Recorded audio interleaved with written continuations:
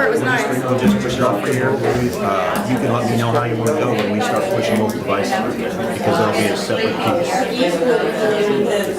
They used to joke around in the conference that we never had a rebuilding year. We always just reloaded. That's the way Oliver does, Web City. That's the way we learn football. That's the only option that's economically advantageous. We looked at other, Knew where they would go and knew where they would. And that's coming from somebody that doesn't. one other one, and it was not like it was economically. I remember seeing somebody come to my coaching press and football. What are you guys doing? That kid's going to be my strong side tackle, and that kid's going to be my fullback. What do we need him here for now, coach? Okay, that kid's going to strong side tackle.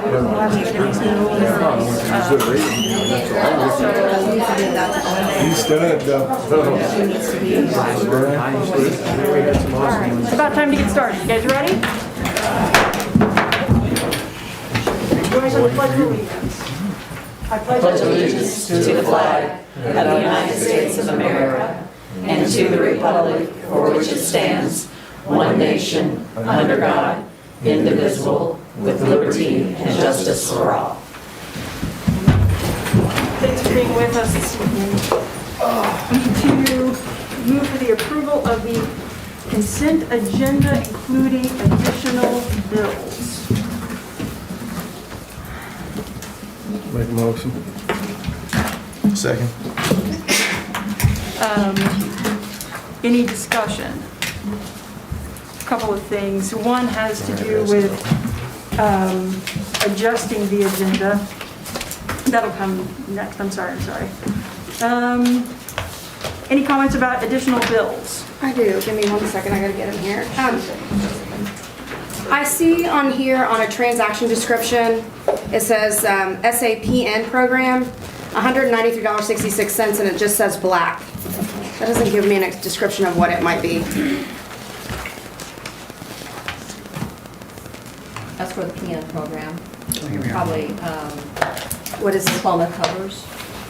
LPN program graduation they had last week. Okay, and then I just have a couple more. I see here that we use just in case collision for repairs. Do we bid those out? We bid those repairs out? And I'm just curious, it was rust repair on a shop truck. Is that something that we should be doing with our, was that something that kept it running in the time of financial stress? It was $2,200. That concerns me that the rust might not be significant need right at the time of crisis. It was fairly significant on the truck, to keep the truck, able to operate the truck for the next 3 to 5 years, which is what we're hoping to do, is get that much life out of it. So Okay, so it do was we pretty bid, bad. do we bid those, that work out I'm for going to a, talk with Craig about that. I know in the past that's who they've used, so I would assume, Unless it's 5,000. yeah. okay, so It's over I would just be 5,000. concerned about But over the amount of how do we year. share that? Over the course of the year. Well, and how do we share that business across our community? Do we use just one, or do we share that across other good businesses? I'll I mean, find out. they're great also. I just think that we need to make sure that we're sharing the wealth. All right, I'll find out. And then I also see that there's $1,040 for Midwest Wheel Companies for a battery. Do we know what that would be like? For buses. And so is that routine maintenance? Because that was in June also, or was that an old bill? We haven't been in school since March, so why do we need a battery for a bus in June when we haven't been in school for 3 months? I don't know, but I can ask Craig. Okay. How much was it? $1,040 For a from battery? Midwest Wheel Company, so I just don't understand that bill for sure. It says repair and maintenance for It transportation. does, and I just want to know if that's an annual thing. And your question was, why would we be purchasing that in the summer? Yeah, what are we, that's $1,000, so. Okay. What are we haven't used the buses since March, so what are we doing? Is that routine maintenance that we typically do in June? Or is that, I just know We're that, gonna have the state troopers come in and inspect it. And That's the bus has fine. gotta be running, so I can see why he did that. that's fine if we, that's fine, I'm just questioning, we haven't ran them, Is it an so. electric bus? You would think that some of the, It's more than one battery. you would Oh, think, okay. yeah, you would think that some of those expenses might be less. And then, I know also that we had slowed down our spending, and I see here that we have an electric sharpener for $2,800 in June. So I thought we weren't spending, so I'm just confused if this was an old invoice that we're just not paying. School specialty, that was several things on that board. That was probably into federal funds money, probably into the school year raise. Okay.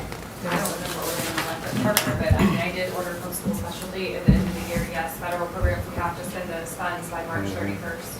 So it could be they just build us. I can look into it if we give me an idea. I just am asking if these were actual things that again, Dr. T, these might be things that we spent in March that we're just not getting invoiced for. I appreciate that. I'm just curious when you start adding things up after we'd said, after Dr. Mayer had requested no more spending. We've got quite a few big bills here that might not have been necessary.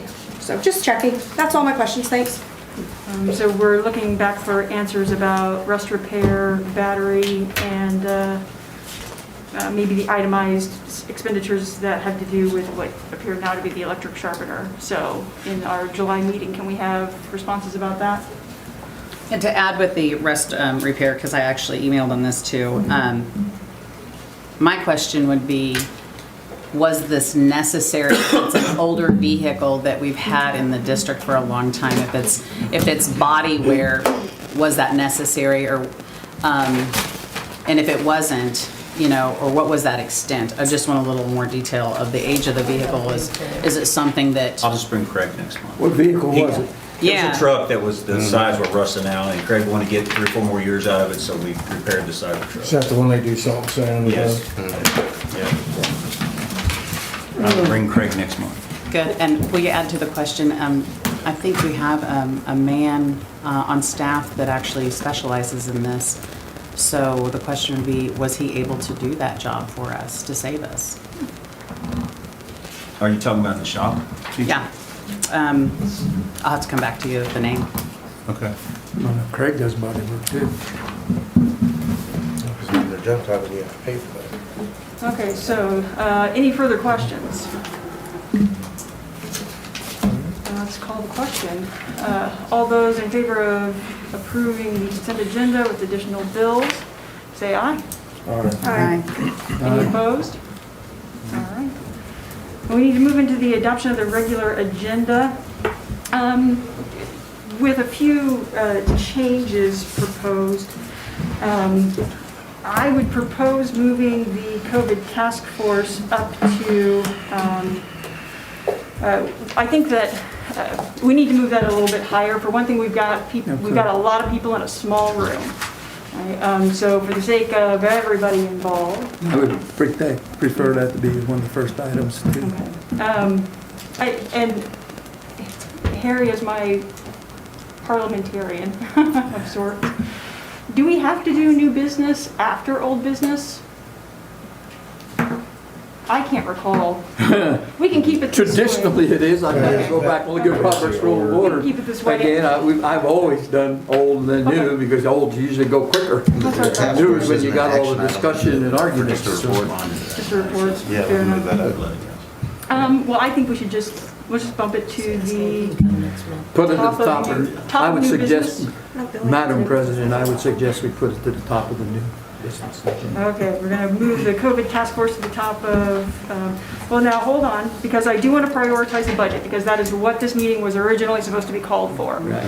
So, can we have the COVID task force, Well, you might as well just move it up to the top of new business if you're trying to clear the room. That's it. Yeah. Or give people a chance to some of leave. those balance Yeah. concerns, put it up to the top? Stay and watch the budget. All right, yeah, so, for everybody's sake, we'll put you guys up at the top. Didn't hear any noise about staying for that. And I just might suggest that we also move the food service, since we've Yeah. got representatives from the food service industry, that we move them up rather than having them sit through the I agree. I think local that's a good budget. idea. So we'll go A with task force, B with food service, There we go. and then continue on down with what we had. This looks like a drawing in a first grade. Okay, and Dr. Lorenz wanted to add an item that did not make it onto the agenda, and that has to do with discussion about securely. I take it, Dr. Lorenz, that you would have this as an action item? I would have it at the next meeting. This would be under old business. Now, my concern about this is that we've already got a pretty long meeting, and so this is, This is just an idea. Should we add it on or should we wait until July? There are some calendar concerns. If we don't add it onto the agenda tonight, What is it for? What are the? Securely, that program that they said they'd send the video for, and I didn't see the We video. could table it. Is it something we can I think that, well, it's not even on the agenda right now, so Let's leave it. let's leave it, okay. What kind of time constraints does it have on it? That's what I was asking, So- if we had a 30-day bid. with So, the- it's more of the time constraint of FortiGate, our current software, which expires July 1. So if we wait until the July meeting, Right. I will Won't have any resubscribe safety? to FortiGate. FortiGate It'll ties still- our antivirus along with our filtering together. So We'll keep it for a year. we can't let that break. There'd be too much fallout from that. So Correct. if we suspend for a month, then I will just take FortiGate on for another year. But that doesn't give us any protection if our devices go off. Mobile devices, no. I don't think we wait. I don't know about anybody else, but if we're sending devices off, When we're looking at the cost of the programs, we might as well listen to it. And see what we got. Have Okay. it done securely. We'll be here till midnight. Yeah, well, then I get it, but the bid just came in. we can add it as item C under old business, but I'm going to suggest that we table every item under old business until we get through with the new business and then come back to old business. I think we can do Fair that. enough, going to be my recommendation, because we have some other things to get to first. I'll make a motion up to do that. Okay, so. I may be out of order, but I'm making it anyway. Harry And I will has- second that motion. Christie, yeah, seconded. Okay, so just to summarize, we now have the COVID task force as A under new business, food service bid as B under new business, securely as an action item under C, old business. Any further questions about that? Let's call the Just tell us question. where to go, because I'm lost. There we go. You got it. Can't tell the players without a program. There we go. So all those in favor of approving the agenda as amended? Aye. Yeah. Any opposed?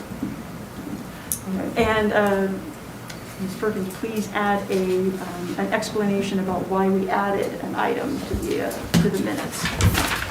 I was reminded that we are supposed to be adding explanations if things get added to the agendas Should be. after they've been published. So MSBA. Besides, I'd like, it's better if we say them before we get here, and then it's suddenly on the agenda. Yes, yeah. So here we are. Under old business, again, I'm going to suggest that we table these things and then come back to them. In order to table them, somebody's got to move as such, or if we want to start talking about it, go right ahead. We're looking right now at old business approval of copy service bids. I make a motion that we actually discuss the new business before the old business. We'll have to table, and, We don't. yeah, and come right back to it, so, If you'd like to do it that way, that's fine. yeah. I'll make a motion that we table approve the copy service bid. Do we have a Second? All those in favor? Aye. Any opposed? All right, approval of thermal camera bids. Move we table. Second. Second. All those in favor? Aye. Any opposed? Aye. That's fine. I'm out. Okay, how about, I'm not drawing any line for that. approval of securely bid? We're gonna table this one, we're gonna talk about it right I'll now. make a motion that we table that. Do we have a second? Second. All those in favor? Aye. Any opposed? Brian, I'm sorry. I'll go with that one. There we go. No. Sorry, you're an aye, okay. All right, then we're down to new business, task force recommendations. COVID-19, yes. Good evening, everybody. First of all, we would like to thank the board for allowing the COVID task force to be added to the special board meeting agenda. We know this meeting was planned specifically for budget approval. At no time in my career did I think we'd be working on a task force that is addressing the international pandemic. So we appreciate the special consideration this evening due to the nature of the unpredictable situation. The timeline, the constraints, and the research that has gone into this work has made for a long 6 weeks for over 50 staff members who have been meeting, collaborating, and trying to figure out the best way to make these recommendations to Dr. Mayer and Dr. Lorenz and the Board of Education. Numerous hours have been spent aiming at a moving target. This could not have been done without the task force chairs that are here this evening. We have some that are missing. There were a total of 13, 14 of you all here tonight, and the many teachers and staff that served on the subgroup task force. I have truly enjoyed working with them all and hearing the high levels of thoughts, considerations, and passions behind the recommendation that is being put in front of you tonight. Their goal was to have as much input from the task force subgroup and the faculty and staff to hear their thoughts and concerns prior to this presentation. Last Thursday, the task force met with building level leaders for their concerns and thoughts, and at the end of the day, we all know there are still many details that would have to be worked out at each individual building, but the building level leaders understood and we believe are willing to stand behind the recommendations that are being shared this evening. The plan was shared with all faculty and staff on Friday and collected thoughts and responses through this morning. Those have been shared with the board and Dr. Mayer as of now. We are trying to answer these questions, but there are a lot of them. Because we tried to keep the recommendations brief in our summary, we were not able to include the details the staff are asking about. So we are trying to give the details in the fact sheet. Thank you to all of those who took time to read the plan, make comments, and ask questions to our faculty and staff. We had over 80 responses from the staff since Friday at about 4 o'clock. We'd also like to thank all the parents and community members who completed our community survey. We had over 875 responses. I believe that's one of the highest response numbers we've ever had on a survey since I've been in Marshall. This data was used extensively in trying to understand what our community wants and what their concerns are as we move forward in this pandemic. The task force understands these are recommendations, that they are not being voted on this evening, and the final recommendation will come from the superintendent, Dr. Mayer. Their goal this entire time has been to have a voice to be heard and considered because they are the ones in the trenches with our students. I saw on Facebook the other day, if the school starts normally, people will be angry. If school starts with restrictions, people will be angry. If we wear masks, people will be angry. If we don't wear masks, people will be angry. If student sports are canceled, people will be angry. If student sports are allowed to continue with spectators, people will be angry. If we have a staggered start time, continued distant learning, or a combination of both, people will be angry. Our schools are in a lose-lose situation right now. The choices we make over the next few months are completely uncharted territory for any of us. We are doing the best we can with the things we are being told. We know we can't make everybody happy. What we do want to do is educate all of our children to the best we can in the most healthy environment for each of them. I'd also like to thank, we do have 3 administrators in the room this evening to support the task force. So I hope that you'll have an open mind, and the team will be here to answer as many questions as possible this evening. We're going to let Mindy Coslett and Amy Carnery give the presentation. Thank you. All right, let's see if I can figure this out. These went to the faculty on Friday, Yes. and they got given you input. We have over 80. I'll let the girls speak, sorry. All right, because we haven't seen Hold on them. a second. Okay, before we start to, we would like this to kind of be more of a conversation than a presentation, so as we get through it and we get going, if there's something that's unclear, you have a remark or a question, please feel free to just kind of jump in, and so we can have kind of a give and take, because otherwise it's really boring and nerve-wracking up here at the same time. So, okay, all right, here we go. All right. So the task force came together and we said, what is it we're here to do? What's our big plan? What can we do? And we can't make everyone happy, but we can make a plan to make sure that everyone learns, which is the job of an educator. We want to reach every kid wherever they are and make sure that they're learning. And to keep in mind that we are going to get through this, and we're going to get through it together. That no man is an island and no one will be left without help in uncharted waters. So those were the things that we wanted to keep in the forefront of our mind while coming up with this plan. Just kind of the community feedback. I know you all have had access to this information, but we just kind of broke it down with some of the big chunks and the things that kind of stuck out to us. We had 886 responses, and 73 of those people were parents. 74% of the respondents wanted school to start as normal as possible with some social distancing. 13% indicated they wanted 100% virtual learning when we came back in the fall. 48% replied that they wanted, this is a parents, replied that they wanted district support in using Google platforms and technology. 7.4% of parents said if given the choice, their student will not be returning in the fall. They will opt for distance learning. 13% indicated their student has an underlying health condition, and 23% said someone else in the house that the student lives with has an underlying health condition. Those are things we need to consider. So potentially a third of our students could be in a home where somebody has an underlying health condition. 60% of parents indicated that sanitation was their main concern. And to put this in perspective, number 2 was social and emotional learning, and that was at about 35%. So this was a big one for parents. This community survey was sent out in early June, end of May and early June. And we know that things are changing constantly. And so these people might even have, if we address the community again, they might have other thoughts now as we see things changing again with our virus here in Missouri. So that was a snapshot at the time. Okay, so based on all of those things and the goal, this is kind of what the task force has come up with. This is our suggested moving forward.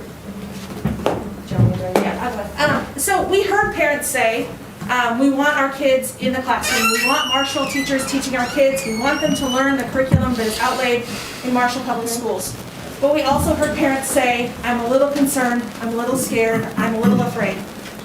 So we wanted to make sure that we addressed all of those people. The people who are too scared to send their children to school or have concerns, and the parents who want things to be as normal as possible to support that too. We've come up with the idea of what we call the blended week. We've given you an outline of what the blended week looks like for 3 different individuals: the in-seat student, the full-time distance learner, and the teacher.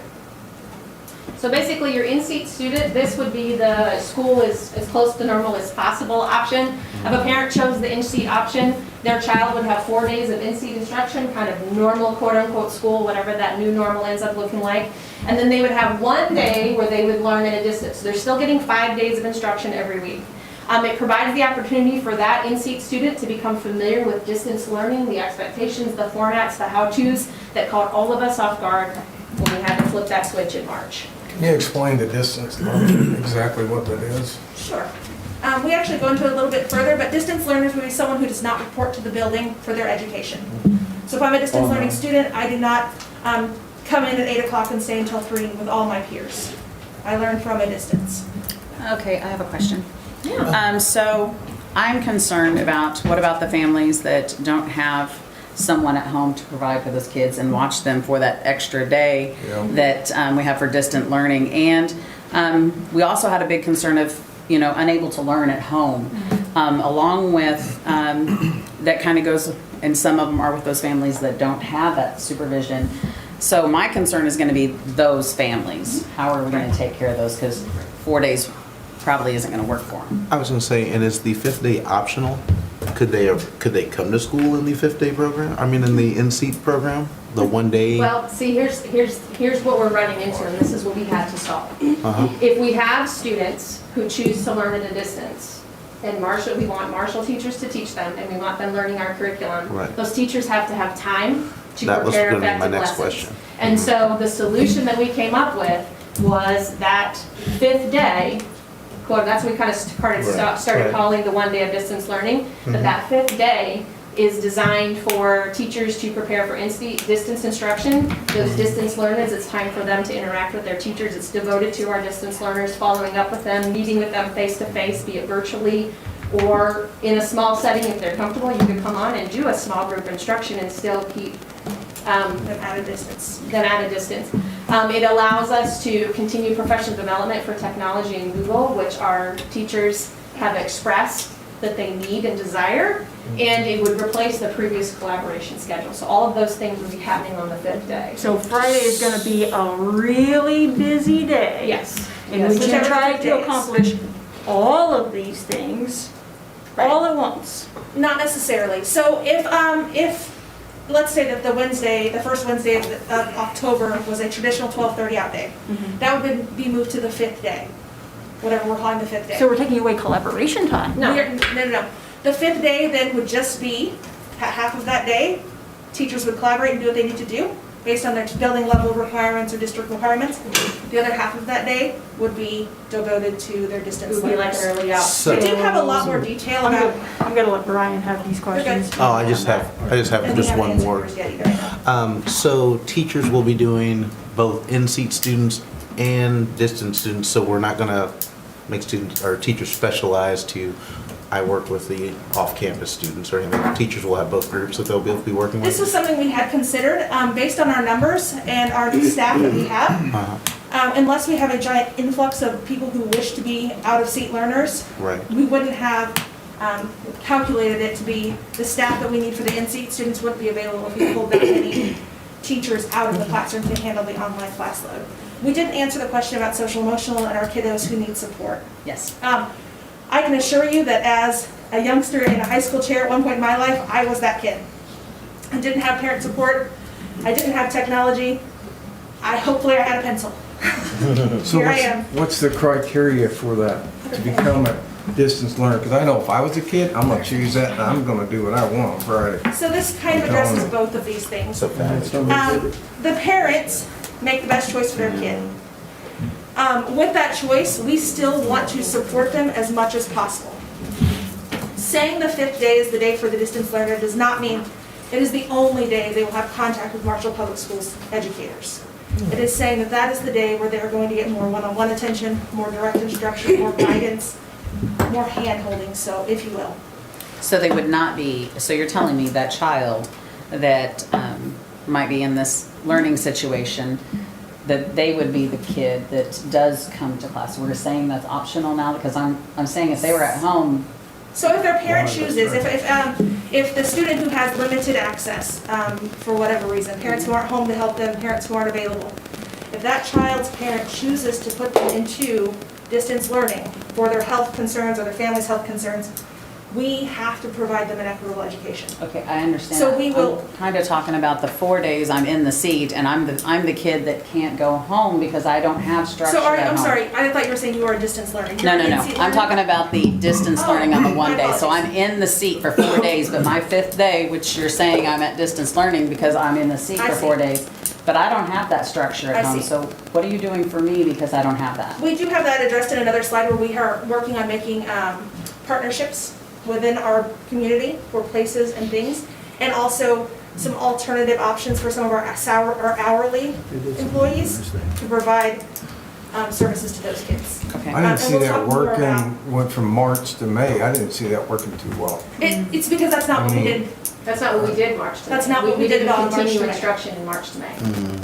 But March to May is very different than what we're doing here. When we came up with these ideas and we ran into brick wall after brick wall, we looked at what we did in March through May, and we found the things that were good, and then we looked at the things that really needed some attention. And this is not March to May again. This is not a repeat of that. No, you guys have had time to plan I'm and just understand what you went saying, through. I'm just saying, them kids on that the distance learning, I know as a kid, that is a day off from school for me. I'm just saying, Well- parents not home, you have Xbox, you got So everything. I that's- don't know how that's- we're gonna force them to be. That's part of them, Ed, but the other side of them are, they're gonna maximize their time and they're gonna be way advanced and way ahead. So If they do it. I had one kid of each in my home March to May. One did it and one pushed to barely get there. So it's gonna depend on the kid and the house and how you as a parent your kid. So that kind of goes back to what I thought your question was. So when a parent chooses that that's the right option for them, the at-home learning for the week, it comes with a contract. It comes with an explanation of what we are able to do for you and what you need to be able to do on your end. And I think it clearly is going to explain if you're an in-seat learner, not only are there all of the risks and stuff that will go into all of us being together in a building again, but it will clearly outline what the year will look like, how it will work. And we talked about this at length, but it's, when we send home something to do on that distance day, it's very similar to when we send work home and activities and things for them to complete independently on their own. That's not new to education, this idea of sending stuff home that a kid has to complete outside of school. So we are pros at meeting our kids where they are and knowing which kid is going to need what, and we will adapt as we need, and all of those kids will succeed and learn on that day. Okay, then my follow-up is not about the students. Okay. Because as you've just said, you're pros at meeting the students where they are. We need to be working at meeting the families where they are and doing an ever better job of that, right? So we're all in that together. Okay. Cool. My concern is about overtaxing the teachers, because I don't know how many of them have created and delivered online classes before. Right. I am currently contracted with Holy Names University in Oakland, California, to be creating one online course. It is 16 weeks. The contract for creating one course is 16 weeks long. Yes. That takes a lot of time. We don't even have 16 weeks, probably, I don't think, before we're supposed to be starting the school year. Absolutely. So when I see this, Right. I see my nightmare semester. I see everything that I tried to do when I was a bright-eyed, bushy-tailed graduate student, and I thought, I'm gonna take over the world, I'm gonna teach all the things, and I'm gonna do this while taking master's exams, while taking classes, while trying to keep myself sane. And it never, you always think that you're gonna be able to do everything. Right. So, to what extent have you considered that? Extensively. We Just slide number Have you looked? I know, I think we're jumping ahead, I'm sure. And yet the conversational nature of a Yeah, presentation. here we go. Absolutely, no, Does it's fine. invite that. I'm just, Yeah. I'm These are great hopeful, questions. I'm Yes. hopeful that there will be some research about the time it takes to create these kinds of courses So I think that will be So, coming so are up. some of these explained in the later slides, and we should let you move on? Let me just So in other words, the conversational nature of the presentation needs to No, come you're to a doing fine. close. So this is the three things. This is the big part. You can kind of see how this goes. The rest of the slides will be easier. I don't want us to see this as I'm creating a lesson to teach my students that I'm going to teach from 8 to 3, and then I'm creating a lesson that I'm going to give to my online learners from 8 to 3. Because that would be That duplicative would never work. and it would be very taxing It would to have- teachers. it would It will wear them And that was thin. never our expectation or intent. We It's are- not doable. And it might not be your intent, but it Right. might be the effect, and that's what I'm worried What about. we're looking for is for teachers to, and it's just good teaching that we could have been doing all along. So if I'm a math teacher and I record my math lesson and then I send my students home with math homework and they can access that math lesson again, I've increased the learning potential for every kid again. They hear it not from brother who maybe had it a couple years ago, not from parents who maybe don't quite understand it, not from some Google where they went to the wrong link. They hear it from me. If I'm able as a teacher to use professional development in the next 3 weeks to really understand some Google technologies and some things we have access to, we can take what we're doing in the classroom, and a big chunk of what we have to instruct our online learners with can be actually instruction from the classroom. They will, to help them feel like they're a part of that learning. It's not separate learning, it's not different learning. Their learning might be a little delayed, meaning I might be on the 4th day of this lesson with my in-seat learners, and they might just be getting day 1 or 2 in their online virtual world. But they're getting the same material. We're trying to prevent people from having to create all new everything. We don't want that. Okay, I will listen. There, go ahead to the 12:30 outs, and is this on a slide later? We did mention it a little bit. A little bit. And just the 12:30 outs on Wednesdays would no longer be up at this time. And it would not be every 5th day, then would also now be a 12:30 Right. concept. Be like It would every still other. only be the every other. It would not be now or do. So that Wednesday would hop to the 5th day, wherever it is, on an every other basis. So this would be a full day, the opposite days. So- And this is our thoughts and ideas, and we are absolutely asking for and looking for input. So if we feel like, when this is all said and done, that the 5th day should never be a PD day, and we need to build that into our calendar somewhere else, Well, your survey That's responses absolutely certainly kind of led Yes. in that direction. Yes. And this is a pretty sunny response. yes. I would wonder what exactly the proportion is. When I was reading it, this particular survey response, this stands out to me as like I said, it's a particularly optimistic survey response, but I saw a lot of concerns as Yes. well, as I'm sure you did. Right. Right, so hence my question and Right. sort of the urgency behind it. Right, So absolutely. please continue. And I'm so sorry, also, this is not something that we're proposing to do all year long. It is as we watch the numbers of cases in Saline County. So if it's something that by December, Oh, I missed that entirely. if by December there's was a the chance that information. our numbers and COVID goes away, we could go back to 5-day-a-week. So, but we wouldn't be making that change all the time. But if COVID all of a sudden disappears, which would be Christmas wonderful, time? right? At Christmas, then we could consider this. So it's not something that we're proposing from here on out as Marshall Public Schools forever and ever. It is, COVID related. yes, what we're trying to say is this is COVID related. We are not proposing a blended school week for 6 years from now. This is truly in response to COVID.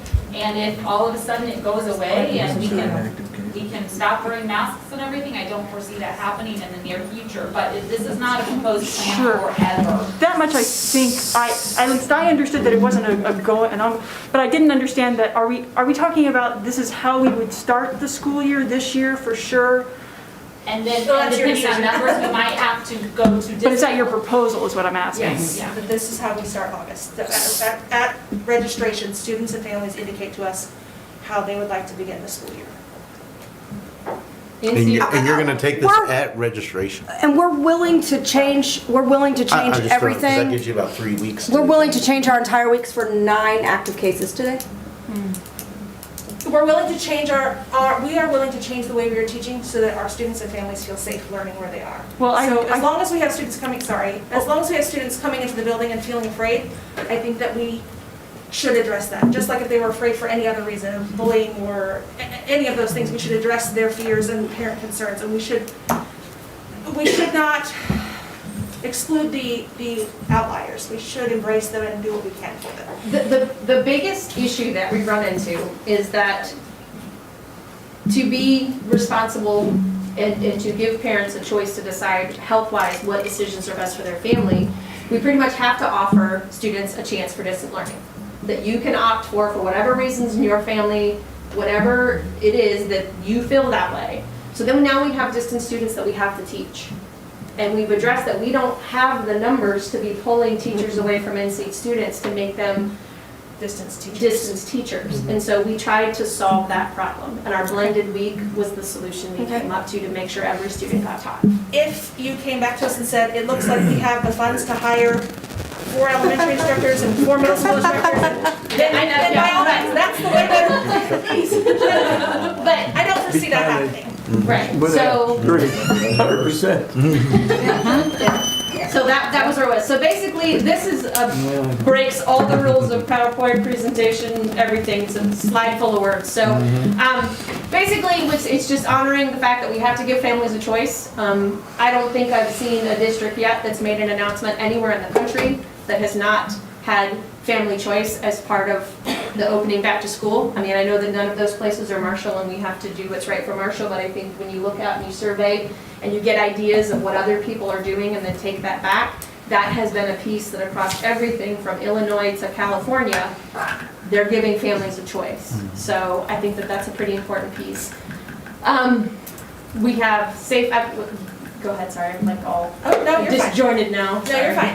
So parents will be given those choices. We kind of already outlined that. If there's more questions about how choices will be made, it is our belief that parents make that choice. I think it sounds like we should just go ahead and listen to you guys as you finish up the PowerPoint. Yeah. So please, go right ahead. We didn't start this with what works best for teachers, what works best for my classroom. We started with what do the community members say? What do our parents think? What do our students say? And we heard loud and clear that there's a significant population of the surveyed who aren't sure if they feel safe. So we had to address that. But by giving the 2 opportunities, we give our in-person learners the opportunity 1 day a week on that 5th day to experience learning from home, to take on the chance to work a little bit independently. It gives them the chance to engage with our curriculum without a staff member in the room with them. In the event, that would be very helpful in the event that we have to shelter in place again. When March happens again, these kids will have at least had the time 1 day a week to work on at-home learning, to experience logging into a classroom, to experience seeing what the teacher has to offer them at a distance. Right. The students who are distant learners are going to be able, through office hours, through communication with their teacher that 1 day, the 5th day, they will be able to have that support 1 day a week that is dedicated to them because they deserve it too. They deserve to have connections with their teachers. We know social emotional is a huge issue for our kiddos, that we don't want them to feel isolated, we don't want them to feel alone. If we can create opportunities on that 5th day to meet with them and they can see our faces and we can just see how they are, that is a huge, it will have a huge impact, I think, on our social emotional of our kiddos. It's one thing that we really missed in the spring. And then the last bullet is, and this was something that we talked a lot about as a task force, and we talked a lot about in the admin meeting, was that allowing students and staff to prepare for a potential school closure. Like, it's kind of like a dry run every week. Well, what would this look like? What do we have to do? What's working, what's not working? And making sure that when and if that happens, we are prepared this time and school can actually continue with new instruction. We won't have to pause and play catch up later or not continue moving through the curriculum. it'll allow the pivot to learning. If we were to shelter in place, the pivot to that will be a little smoother because our kids have at least seen it a little bit depending on how soon that would happen. I think we only need to hit the last one on this.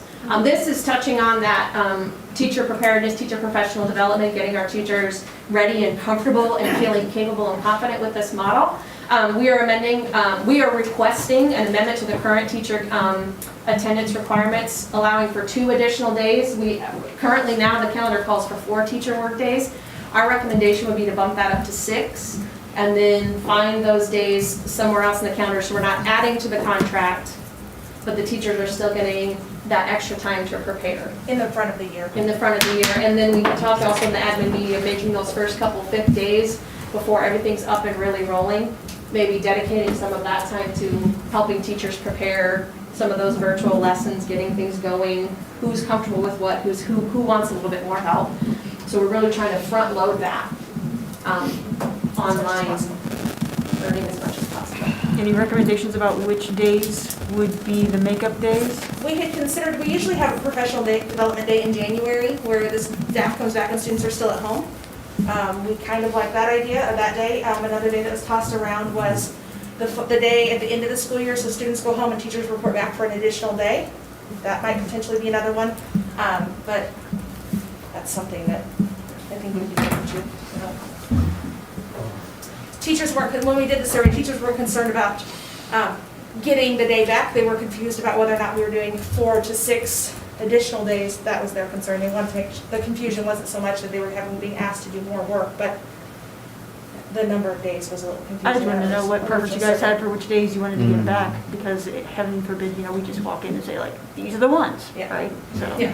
that's not No, ideal. those two seem I very think we just logical. turn the CTA over and ask them to yeah. bring back recommendations for it. We'd be happy to do that. We are your CTA president. Yeah, I know, that's what I was saying, like, you can just bring it back to us Absolutely. any time. So we've pretty much talked about everything on this slide through your questions. So it would be a great recap when you're sitting and thinking, I don't know, I'll be up at 2 in the morning sitting and thinking about this. I don't know if you guys will be or not, but this, you can pull up your phone and pull up your Google Drive and look at it.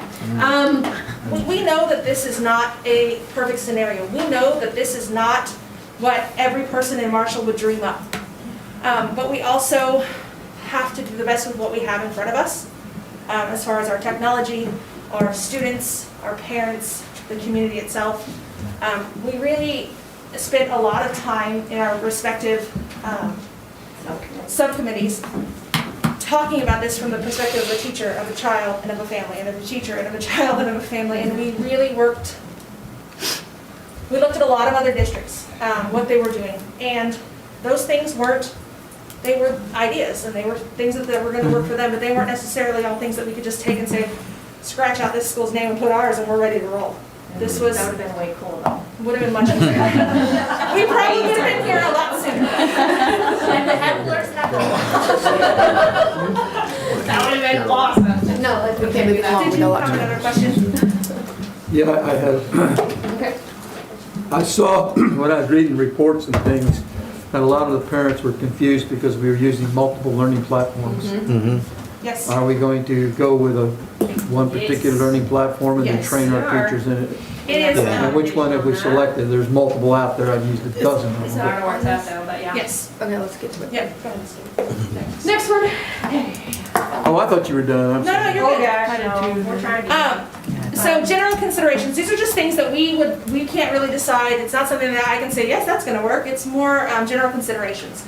Limiting access points to allowing for temperature checks for students and visitors. Temperature checks at bus stops. Enforcing radius, 1 mile radius for busing. These are all things that we think we would like to do to limit the exposure and limit the risk of staff and students. However, we all know that going back to school in the fall is going to introduce greater risk of exposure. And if history has taught us anything, pandemics come in waves. And there's argument right now, are we going into wave 2? I don't know. So we can do all of this, and then in August, the world looks completely different again, and none of this matters. But these were just things that we saw. These are kind of some universal things. We also all know that we've seen all the memes, with the students, the dog, students at my desk, and it's like the dog in your face. And you know, there are things that we're gonna be able to control and things that we're not. And so, we're all gonna do the best we can. Mindy, we gonna have the bus drivers do the temperatures? That was one of our questions. It's I just something kind that of we're talked to not sure Dr. of. T, we talked a little bit about pairs just over here briefly, so Extra that might be people on something else buses. to bring in, or If we- rotating schedules, or doing something else. If that we way. are in the building 4 days a week, there's another day of the week where our hourly employees would not be reporting. So they would need or potentially would want to make up those hours for their paycheck. And so there are things that we've talked about later on in our actually questions for you guys. Is how can we get those people their hours and can they perform some of those tasks? And do they want to? We brainstormed different partnerships within the community for childcare opportunities for that 5th day. Some of the admin had, you know, different ideas, and that would be something that we'd be happy to go for and do the work if it's deemed necessary. That was sharing the same consistent message for the MPS community across all official platforms. What we kind of decided is that we would recommend, the parents seem to really like Dojo for the elementary grades, and then in the middle school and the high school, they're getting familiar with Google Classroom, and of course parent email. And then Owl Alerts was also very popular, but if we could, you know, shrink it down to those few places, that would help.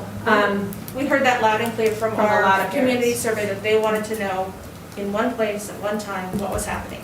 So Owl Alert, Dojo, and Classroom could make announcements through all 3 of those platforms. Go ahead. And then, do you think we could work with teachers to get a workshop, for Yes. lack of a better term, is that in there? Oh, that's the very next point. We're gonna look for supporting our Sorry, I families. started talking. You're you doing started very reading good. it. No, that's excellent. Questions? Awesome, yay. We want to be able to support our families. They have asked, we stated earlier, there's a significant percentage who said, we need help. We don't even understand how to use Google. How can I help my kid? So we want to support families and parents by creating training over various topics throughout the year. And those would probably, based on COVID and gatherings, be something that we record.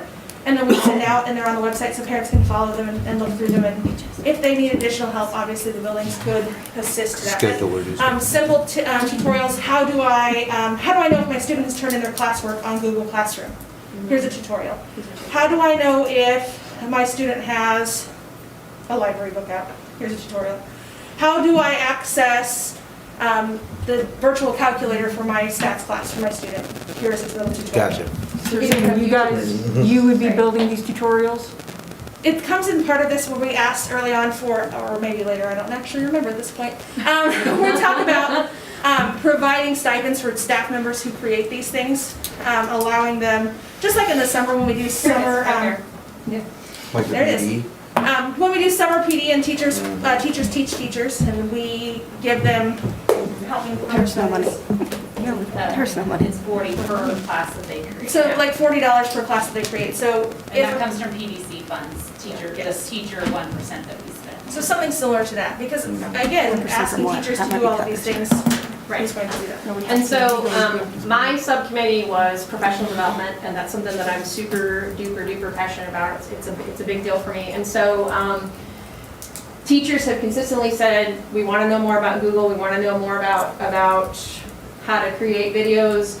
You know, I offered things during COVID, you know, I did little, you know, snippets of things and how to create instructional videos and I'm working on a platform where it's 5-minute little bites and things that they can learn. You take it in 5 minutes, here's an activity, great. Come back for a little bit more when you got some more time. So the professional development committee, and I've got several of the people in here on it with me, our first step, we were looking at doing like a targeted kind of pre-test, for lack of a better word. I don't want to tell teachers don't take a pre-test, but it'd be a pre-test, about where you are in Google. And then we could actually target your professional development. So if you are a Google Pro and you have level 2 certification, you don't need to sit through these courses.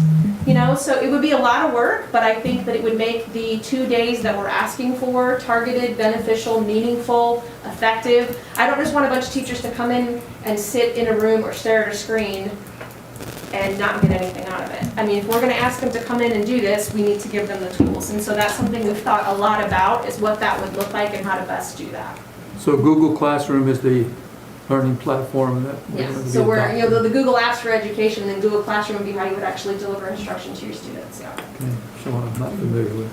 But that's your docs and your sheets and your Google Slides, and every teacher gets a YouTube channel, and you've got Google Calendar, and we have a lot of tools that are free of charge that can be very powerful. We just need to leverage what we've already got.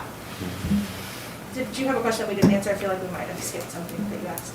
Oh, I've definitely got more questions, but I'm gonna wait till you give me. I thought maybe you Yeah, asked no, something. I mean, because probably I'm gonna ask something you're gonna explain anyway, so. Every teacher gets a YouTube channel now? Yeah. They can get That's each. part of what we already have. Mm-hmm. It's already available Not to everybody us. knows that. And not everyone knows how to utilize it. Do we have a way to like in the classroom to record a day's Absolutely. It's called lesson? Screencastify. It comes with And then Google. put it on, just Okay. load it up to Time out. YouTube? So that frees Time up half a day on a Friday maybe? We have teachers that don't know they have a YouTube channel or they have access. Don't we have instructional coaches that should share that with them and be teaching them that? Okay, that's all I need. That's all I need. Thanks. Well, Google is still very I new to follow the that district. up. It's something we're all still learning about here. Well, I'm gonna follow up on hers. That would make sense, and what our instructional coaches ought to be doing that. Yeah. I mean, What are they doing? if we laugh about it, we say, not everybody knows. Well, why not? Why not? We've got a lot of time to be.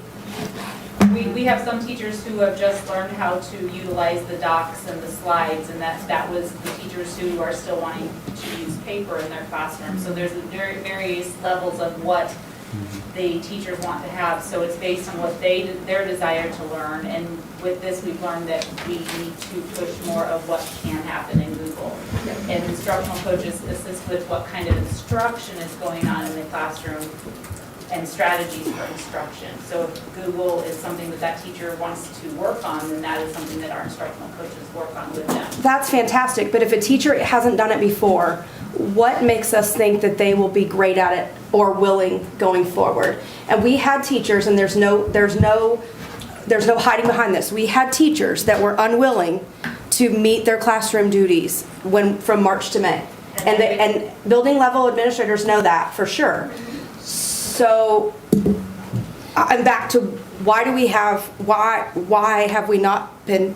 Instructional coaches offered their help and offered videos and offered everything through those 2 months to assist those teachers who were having or who were not wanting to do it. So those teachers that weren't wanting to do that, was that documented in their performance appraisals?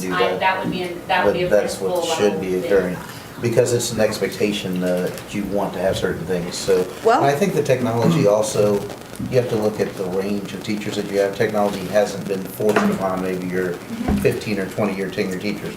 Nothing personal if any of you are 15 or 20-year tenure teachers, but, it's a newer learning curve for some, and some are behind it. They've been probably resistant to it, and then it was, you've got to do this now in March. I just And don't so- understand. Well, we can make it welcoming rather than punitive. Right. And if you get from 4 to 6 days of PD, And I- maybe you can have some of those more workshops, those lengthier times, those other things to do, to bring them up to speed with that. As an ed tech person, I actually just finished my degree in education technology. I had to build an online class, so I'm with you that I have a little bit of the difficulty that comes with that. And so it's the idea, COVID shined a light on the fact that education can no longer pretend like technology isn't important and that we can just slip along or find alternative things. We have to be finding ways to train our teachers, and I think that all of this happening, hopefully some of the people that were resistant, at least now we have something that we can clearly say, look, like the odds of this happening again, we've got to be prepared. Amber, And I'm that's an gonna- expectation. I'm gonna recognize you here in just a moment, okay? It's fine, I was just gonna address that particular comment, that was all. Okay. But it's okay, I can wait till later. I definitely want to take it in a different direction. So, I will probably too, so. I got Amber, make it brief, go for it. Okay, well, even, a veteran teacher, I've been teaching for 24 years, and one of the things is that I hadn't had to teach technology and online. I'm very good at technology. I understand all those things. I have been an instructional coach for several years as well, so I just wanted to address that concern that we haven't had the need that we have now. Like teaching drama and teaching public speaking, I didn't need to know that I had a YouTube channel until now.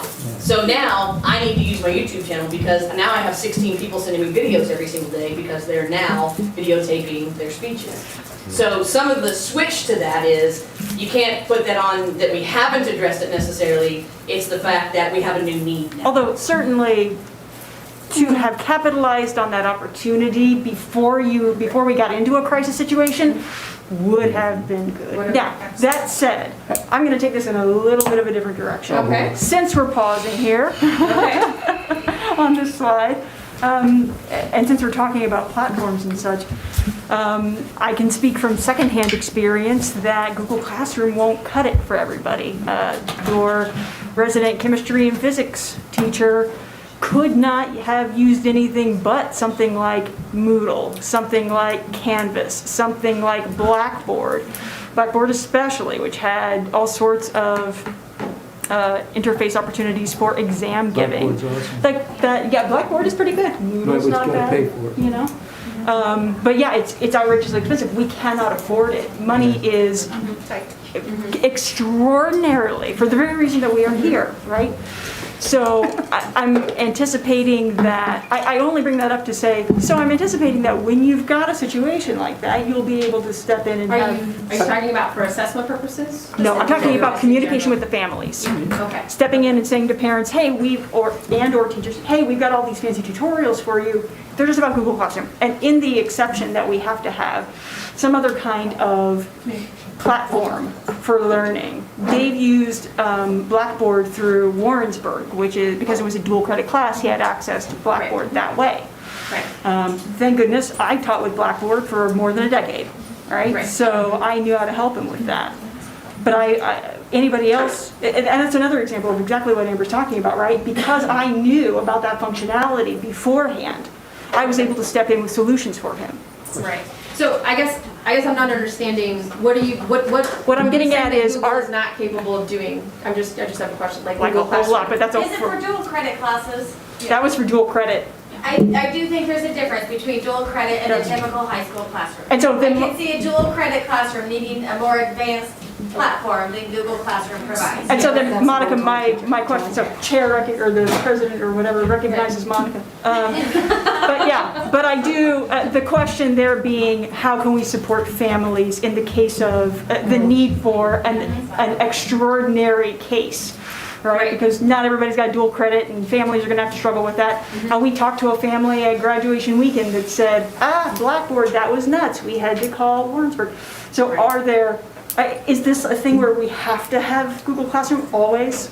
We are Only? simply making recommendations, but I do recognize the difference between the courses that you're speaking of. I mean, I can see there the need for those things. And no, I think a generality would say maybe we need to lean toward Google Classroom, but if that's not something you can do, perhaps that could be a building level administrative Also- decision saying, yes, this course. We already have it, so there's no money spent on something new. Oh, Google We Classroom. already have Google Classroom, and we don't have to pay for something. But So that's why we reach out lean to towards that. Warrensburg, because I'm sure that they have to have some kind of training for their instructors in Blackboard. Right. That we could reach out to them to say, can you help us with training videos for our teachers as well as our parents to support that? So that would just be us being made aware of that and reaching out to the university that is offering the dual credit to see what support they would be able to give us to help both sides of the parents and staff.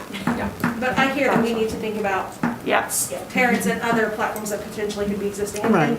And that the need for building those help tutorials may Yeah. extend past for sure Google Classroom. Cool, okay. Right. We'll let you keep on. Well, sorry. No. I was only asking about the YouTube channel because it seems like that could, if we do have, like according to that chart, you've got 650 kids, roughly by the percentages, and 48 of them aren't coming back.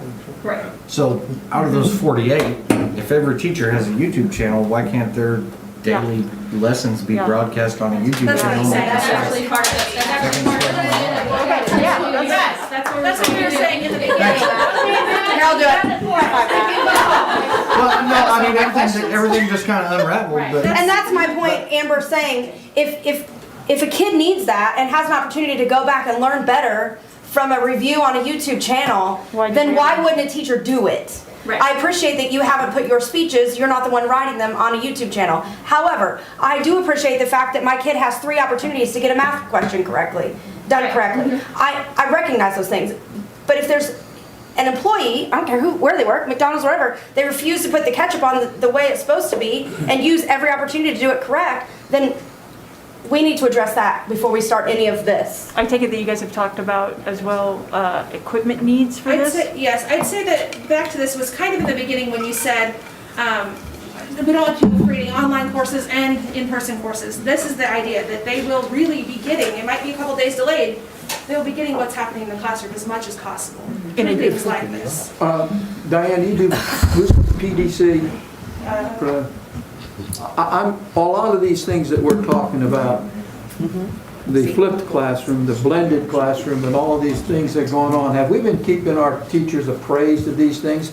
Because if our teachers had already embraced flipped classrooms or blended classrooms or whatever the educational jargon was at that time, this transition would have been relatively painless if they'd started putting lectures, if they started putting videos, if they'd started giving kids, and you said 2 or 3 times, you know, 2 or 3 times at a test and things like that, which I've been teaching online for a long time. And it just, it's face-to-face always is been better. offered as an option when we might have like a professional learning day where we might have breakouts that teachers could do that. Unfortunately, for the last couple of years, our 1230 outs, when we could have been doing those things, we were spent in writing curriculum because we were not given money to write outside of contract time or over summer to do that. So if COVID would not have happened, that is exactly where PDC was going, is to start giving intentional professional development to our teachers based on what I know and what I don't know as a teacher. What do I need to learn? If I have never done a YouTube video and I'm uncomfortable about that, here's your half-hour lesson on how to do that during our TV times.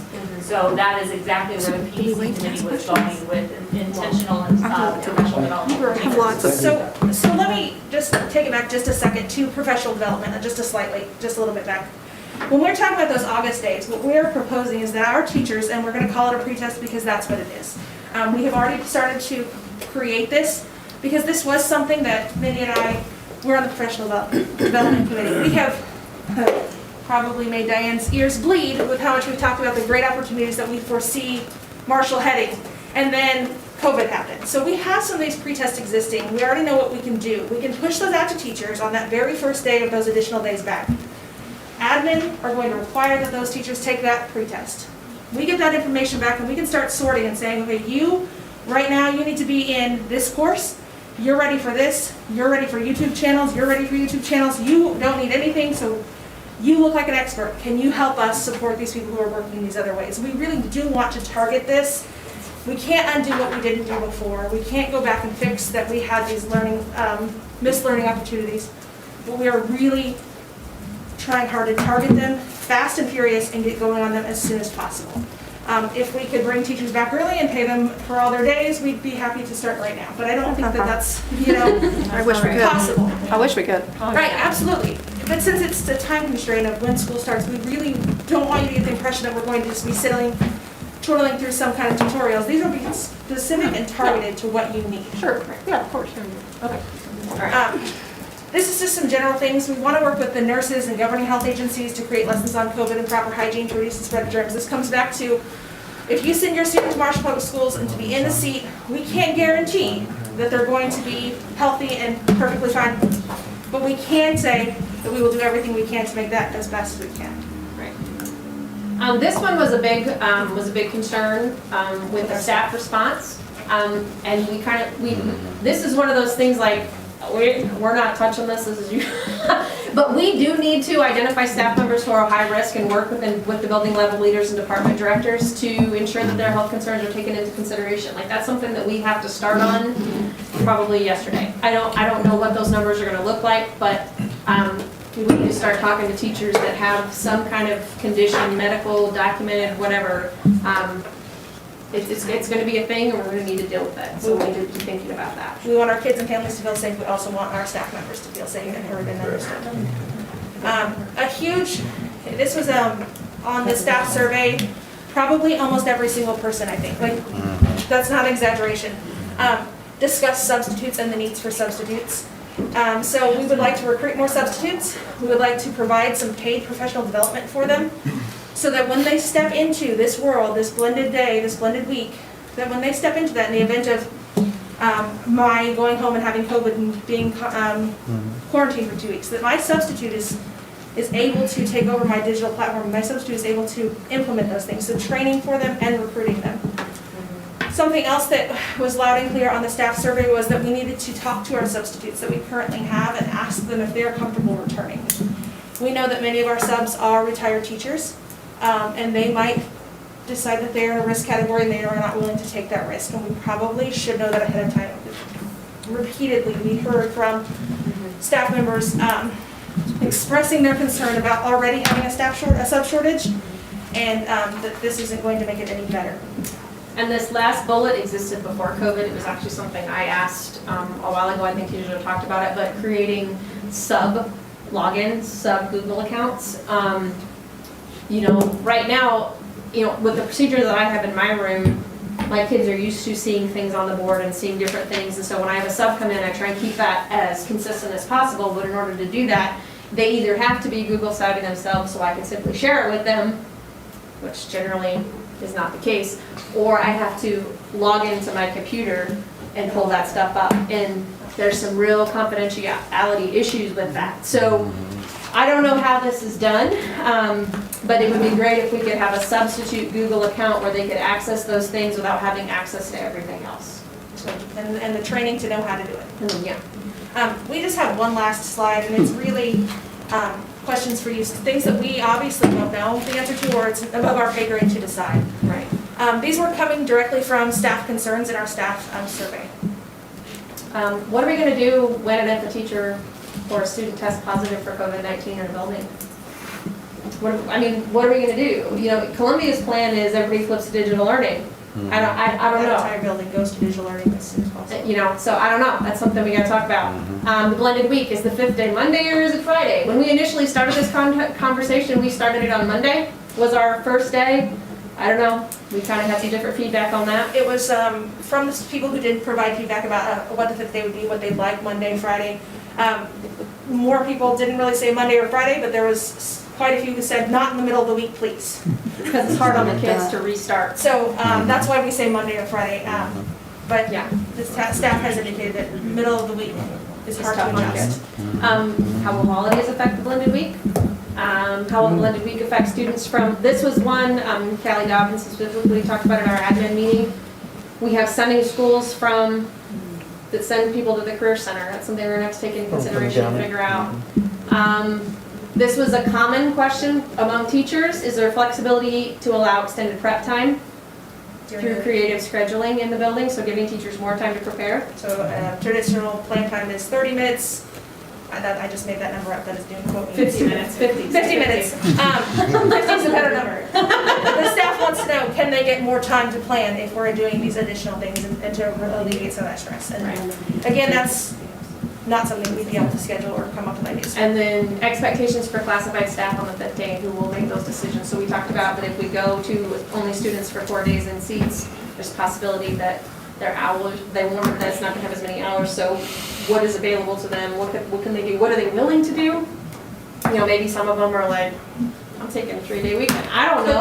Could they potentially be placed at a local church that has said that they'll offer childcare on that day? Somebody we've partnershiped with, for example, could they be placed there? Church might not Go to do the this. Y, if they're YMCA going to their childcare, Could so there be places that there's lots of opportunities here, but there's just things that still need to be talked about. that we wouldn't be able to decide? That's the end of it. That's literally. Dr. Mayer, the 5th day, are those hours of the 5th day able to be calculated into your yearly hour total? Yes. They're instructor hours. You can prove those instruction hours? If you can document them, I don't know about proving them, but That's what I mean. document. You would just document them and that would just flow into your normal hours. And we're certain of that. Right now, It'd be the yes. same way as if you had a full-time Right. And so- learner from home as well. Say what? If you had a full-time learner from home, if someone elected not to be in the classroom at all, then you can still count them towards. We're just it's up to documenting, support we them. potentially are documenting on a considerable amount more than just those few at-home learners, is all I'm asking, like if those count for them. I think that the commissioner plans to make some pretty big and significant announcements in the middle of July. I think those will be the types of things, because she has, the state has to look at this, because now this is huge. And they're looking to waive or partially waive the requirement that ties attendance to payment. I read that. I was just going to ask that. So would teachers report to their classroom on the 5th day? Yes. So all the teaching would come from the 5th day. And then what happens, I have lots of other questions, I'm sorry, but what happens to those kiddos that have activities and athletics that aren't at school on that 5th day? they're not able to participate then? They're still at school. It's still a school day. You're No, talking no, about no, like- no, no. They're not being bused to the school. Their ride to the school is gone. So how do they get here? So are we just taking that 5th day away? That would just, I'm not expecting an answer, I'm just asking. What happens when we have this contract with the families and they negate their side of the contract? How do we really truly hold that accountable and manage that? Are we the bad guy for 500 kids, or are we? And then one of my questions to you, Dr. Mayer, would be, I know you said that you had a meeting with SHD, Saline County Health Department. What were their recommendations in that meeting regarding our starts? Did they recommend masks and temperatures and extra, or did they, were they pretty general? Right now, they have set our activities and what they recommend for us to, how to go about business is at level 1. Right. Which is a very few. There's not, There yeah, are very few so, modifications. so there's no temperatures being taken? No masks are required. They didn't suggest that, and they also kind of said on that call that we're looking at the snapshot, as we were talking about it 3 weeks ago, and they said, you know, the distance they've came since March and the way that we'll look by August, there could be other recommendations that would be completely different. You know, so we were still underneath the governor's warning of, or, you know, staying at home at that time, or the stay-at-home order, so it's changed quite a bit for them since then. Exactly. A lot of those things that you're mentioning, temperature checks, bus stops, all of those things are under the considerations. They're things that we may end up needing to implement depending on That where we we don't are. know. So they weren't things that we say, everybody get the temperature check no matter what.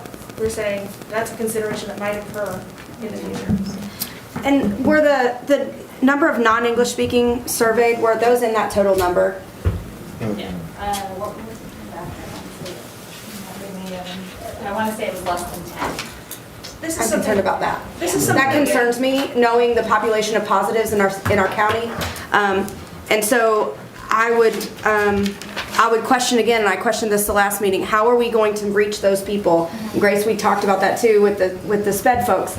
How are we going to reach those people? Those are the people that did not understand the county's guidelines when we were in a crisis. And so those are the folks that we need to offer exemplary support to get their feedback right now.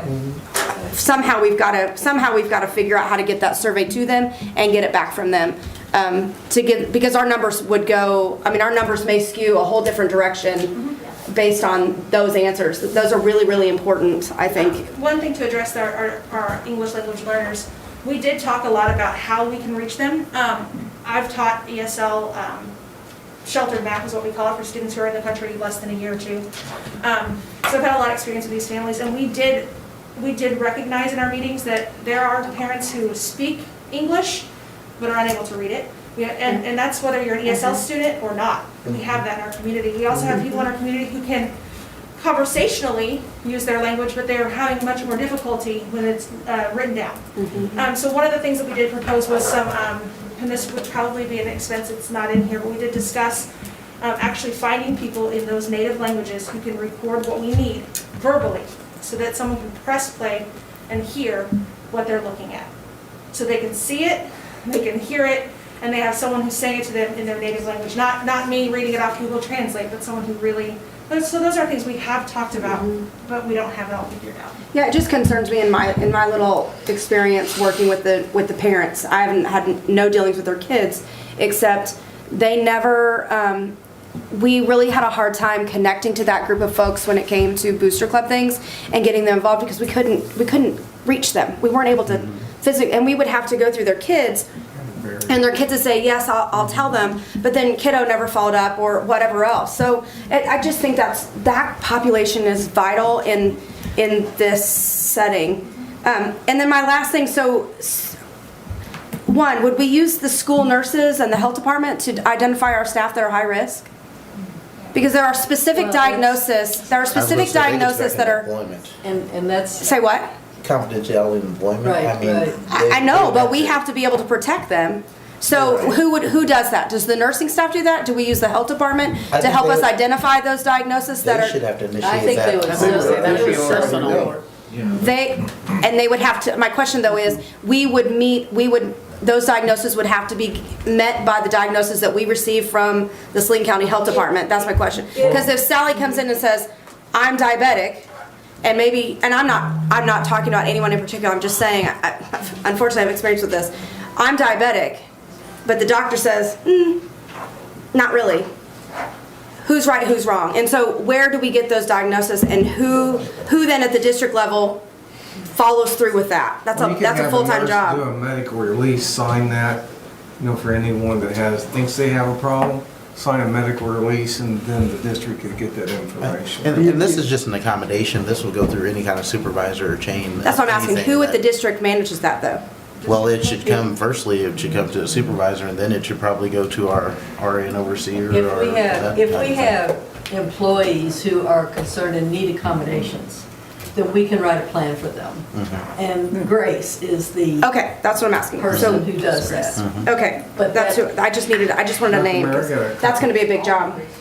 You guys did I got a a good couple job. questions Thank you for you. very much. Good job. Okay, we got Ed who's trying to ask some questions here. All right.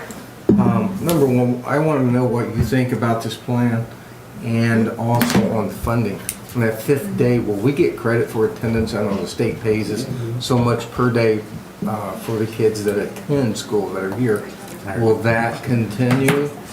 Yes, and the commissioner has said that the state is going to look at different ways of counting attendance rather than just in-seat time for payment. So I'm not as concerned about that for right now. I mean, I think for Right, next gotcha. year, that there will be many things in place to take care of that. I'm not even sure that the state will look necessarily at attendance. Now, I think they'll look at how are we meeting the alternative methods of instruction? How are we providing for those kids? What are we offering them? How are we making sure they're engaged? Because one thing that we saw when the teachers filled out the surveys was a big percentage of kids who were not engaged. And that, of course, and that concerns the task force and all of us. I will say that this proposal is based on everything we know at this moment that we've had access to, that we can see. Absolutely, things will change, and we'd have to pivot and make that choice and make those changes. This is just kind of a guideline, a starting point for conversation. We know you're not going to say, rubber stamp, great job, good job, keep going. But we want to kind of let you in on where we are and what the task force and the staff members. We don't think any plan is going to fly in Marshall unless we can get some stakeholders behind it. We can get parents, we can get our staff members, we can get our teachers. Unless we have those people on board, then whatever we bring to you is not going to matter. So we have things that we feel like addressed parents' concerns. We do have some lacking information from ASL parents that address staff concerns and hopefully address our instructor concerns. So. Dr. Mayer, I do have one question. Are we going to have a waiver for all students or parents to sign at registration for the for the COVID, basically Releasing liability. releasing us from any liability of that? And that's been a big topic among superintendents, and the school lawyers are saying that really schools will be covered by our insurance company, but schools don't have to worry about that as much as people think they do, because there's really no way that you can pin the proof on a school district. If people go home to a cave and stay in that cave and go only to the school, maybe you could prove it, but people are out and about. Yeah, that's right. You can pick it up anywhere. I just didn't know if we would have something just to protect us. The Superintendent's Association has talked about that, to link that. Other questions? So I'm curious your next step. No. Like what's your process? What's your plan to go forward? Feedback from you all is vital. Things that you think, this is we like it, work on it a little bit more. Yes, we see that this should be implemented. This piece, we have major problems and concerns with. That's what we need to know next. We're also looking at other plans. So we don't want to be caught in March again. We want to be able to have several things laid out that we can pivot to. So this is our introductory plan. This is how we hope to start August. But let's say in November, the governor says everyone will shelter in place. We need to have a plan in place for that, and so we need to be able to pivot to our next plan. So we hopefully, as a committee, if we haven't worn them out too much. We'll continue with other ideas for what those things look like. For example, a shelter-in-place educational plan. What does it look like when we're sheltering in place for staff, for teachers, for students, and how do we address the needs in that situation? So that's kind of where we are next. So, Do you think we've given you the feedback that you need? Are there other questions that you want to ask the board? I would like to know more about the 4-day to 6-day PD, what you all would like to teach on those other couple additional days. Okay. I think that's very important. I'd like to look at maybe a Google Classroom, Dojo, whatever kind of training look, Great idea. because we're going to need that evening, days, and weekends probably to catch parents. So kind of like how you all would outline that. If we're looking at completely recorded, if we're looking at some maybe in-person classes or some follow-up things where we can contact back into as well with those kind of things. So thank you for all the teachers that have put in work in this and administrators. Most of you all have done this on your vacation, for lack of a better term.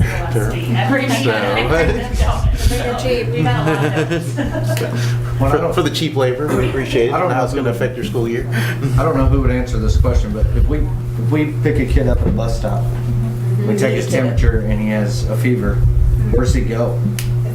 Back down the road. No, I'm just kidding. But no, His parents are we're going to have to going to contact work. parents. You We're going can't to just do take something. bus stop. You can't kick the kid off the bus. It's the same thing that would happen probably for us at 8 o'clock in the morning. We're going to have to send an SR over there. We're going to have to do something. We're going to have a backup plan for how it's going to look. And if we have 5 kids that morning, which we're going to have, we'll have We have none. some bus stops where there are 40 kids. Well, there's not 40 parents there. Yeah, but I mean, So- we're not taking temperatures at bus stops now, so That's what I'm the kid saying. ain't gonna know they got a fever until they get to school. Right. Like right now, we're talking about picking them up at 6:45 in the morning and scanning their heads, and they've got a fever, and then mom and dad left for work at 6:30. So what are you gonna? We're going to have bus sheets. We're going to have bus sheets contacting. I mean, that's just. Well, I know, but we're gonna make the bus sit there because we're not gonna be able to leave the kid unattended, or we're gonna put the kid on the bus with the fever. Like, what's your process? It's an ever-turning wheel. I Right. appreciate that. Yeah. I guess my other question would be, is there a way, and Dr. May, I'm just throwing this out there. I have 2 thoughts. Is there a way to look at your days like an A day and a B day? A day you do one set of classes, B day you do the other set, and you incorporate are you guys gonna shoot me? That's fine, you can shoot me. My student said that she loved that at the middle school, so I'm asking this. It would also, I've researched and looked at what their schedule is like. It gives them an opportunity for maybe 2 days a week to have a study hall. I'm just asking if we've looked at that. And then if we are looking at 4 days, do we have to have that 5th day, or can we lengthen our days and just go to the 4-day calendar? So we looked at both of those things. We did look at an A-day, B-day. We looked at an A-day, B-day, 1, 2 day. I have no doubt you've looked at every scenario. That's not my question. I'm just asking for the purpose of asking and knowing what Some of the things that we talked about with an A-day, B-day, or a 1, 2, or whatever, the red, black day, whatever it is we didn't see, with those schedules, that comes above us. That can absolutely still be worked into this schedule that we're looking at right now. There are schools who are doing, let's say a high school class, a 1st and 2nd hour is the same class, but now it's only a quarter long instead of a semester because they're getting twice as much at one time. There are places that are doing these things. And those kinds of things can be built into this plan. If we want to, for example, at the high school, health is required to graduate. Health is a semester long. I teach health. And currently we have kids in the seat Monday through Friday for the entire semester. Could we be looking at things where we say, health is now quarter long and it's 1st and 2nd hour? I know that causes some chaos in scheduling, but I don't see why it wouldn't be something that we should Well, explore more. one of my questions that last time was, can we shorten the semester? Because, we've seen the national wave of the large institutions shutting down at Thanksgiving and not coming back till after the 1st of the year. Does that allow us to do that here? Get everything we need in and be done at Thanksgiving, so that we can move. I'm just asking out of Good faith. I'll recognize Amber. Go ahead, Amber. Some of the things you have to think about with the AB schedule also is that, are you talking AB schedule like the traditional block schedule that people are utilizing now? Because I've taught on that, and yes, it's amazing. But when you're talking about an AB schedule with COVID response to it, you're talking the AB day that kids are only here every other day. It's not a schedule. And so then you're talking about that 1 day a week that nobody's at home to help. Then you're talking 2 to 3 days a week that nobody's at home to help those kids. So those are kind of some of the No, I'm conversations. not talking about multiple days outside of it. That's two separate what I'm things. saying, that's what I'm saying, is that the AB conversation has to be clarified, because some of those AB day, like block schedule, you just have 4 classes per day and there's 4 classes. Yeah. Versus the AB day, because we did talk about, and some districts are going to that also, like an AM, PM, and an AB day. So there, I mean, some of these, like larger, very larger schools in other states, they're going to some of those extensive things also, but they're already one-to-one and those kinds of things as The well. block scheduling cuts down on your movement, and that Right. that would be an. Yeah, I'm not thinking about days outside, I'm not thinking any more days outside school, I'm just asking for opinions. Yeah. For the sake of time, we're going to go ahead and, if there are any final questions from board members, any final comments? Is there anything else you'd like the COVID group to look If anyone does into? have any questions, I'm sorry, for the task force, if you'll send them to me, I will make sure they get out to the task force chairs to take back to their subgroups. I think that would be the best way if you go home tonight and start thinking about things, please. I think everyone should speak last high at Marshall House. Just send them to me and I'll give them to the teachers to address, because I know as you go home and don't sleep, like, you might have some other thoughts or concerns. And then, we will talk with Dr. Mayer about how to move forward for final. But we really want to hear is this something we should continue to work on planning, I guess, at some point, so any feedback would be great. So, like ideally, when would you guys want to know what we want? Tomorrow. Yeah.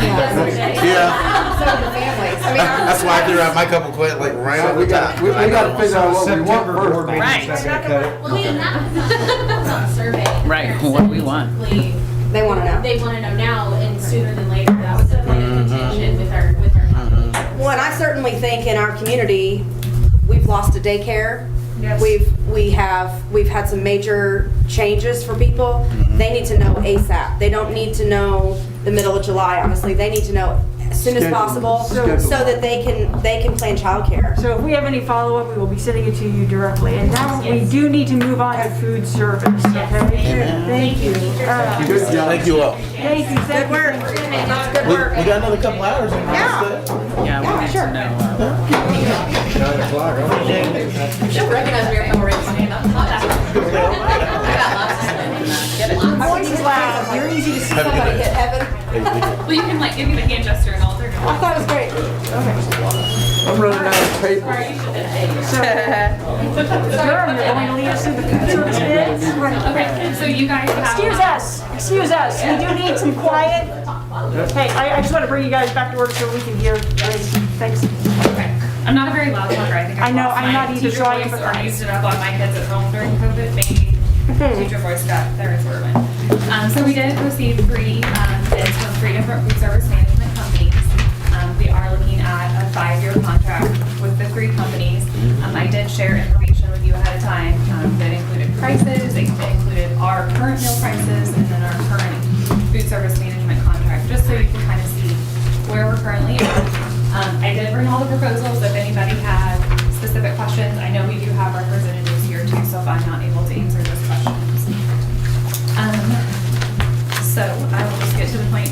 My recommendation would be to go with OBA for the food service bid. That is our current company. They were most competitive on lunch price, and looking at our district participation, most students eat lunch. Although Fresh Ideas did have a lower price for breakfast and snack, the participation is not as high. We are most impactful at lunch. So. Questions? I'm sure there's questions. I don't have that chart in front of me now. There was a chart, a line in there about like recovered food costs or something. Yeah. I wasn't quite understanding how A that went with commodity the. payback? Yeah. Something like Something that was like it bought the price per meal down and then it was like a credit back into it. Where does that, how does that work? Because that was different. Had that. Provided that information. Yeah. Right, so in the table that I made you, I didn't include that because I wanted us to be comparing price for price for Apples price, to so apples. not taking out those. Right. Yes, and so that Okay. was something that in our RFP we asked for, so we wouldn't have those details confusing, like one company included it, one company didn't. Right. So the prices that you see in this chart are what I copied straight off on those bid sheets that you got Right. that look more like. Just the generic. Right, yeah, but was the that a flat credit sheets. back to us? Right, though? Yes. right. Okay. Yes. So does everyone get that same credit? They just were the only ones that included it? Other companies included them, I believe. Oprah was the only one. They were the only one that we saw. But to be fair, in But our it bid, could that be. was, we asked for them to not include this. Oh, okay. Okay. It was a Okay. So it shouldn't have been included. Gotcha.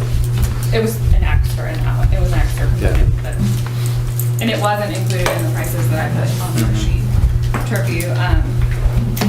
Other things that I will share, during COVID, we had an awesome response. I don't have any concerns with the way things are going at this time. Our food service management company was under review by DESI this year. We received high praise, we're still waiting on them to finalize that. And then our food service company was under procurement review with DESI as well, which Oprah provided all of those records for us. And so no concerns were found there either. So is it standard that you always do a 5-year agreement, or is that just something that? As far back as I could look at Marshall Public Schools, it was 5 years. I can't speak to what other districts do.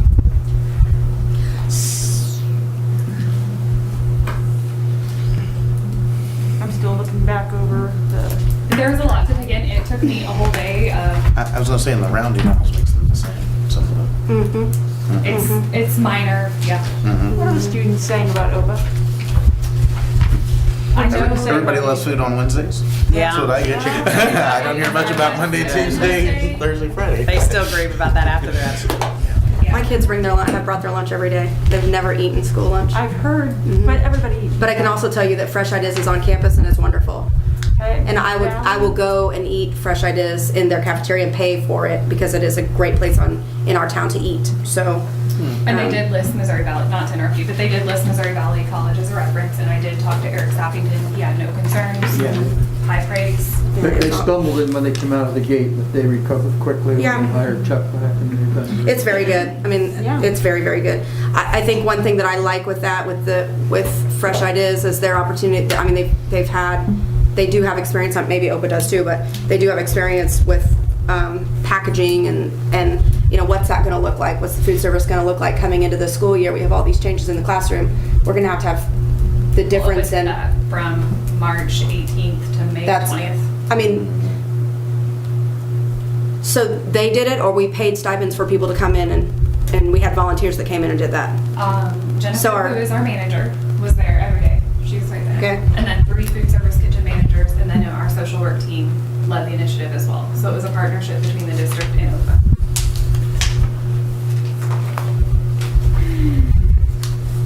Okay, that's good to know. We didn't have, I guess I can clarify that. So, Grace, can you, maybe I've just kind of missed it. Why are you recommending OPA? Is this the price?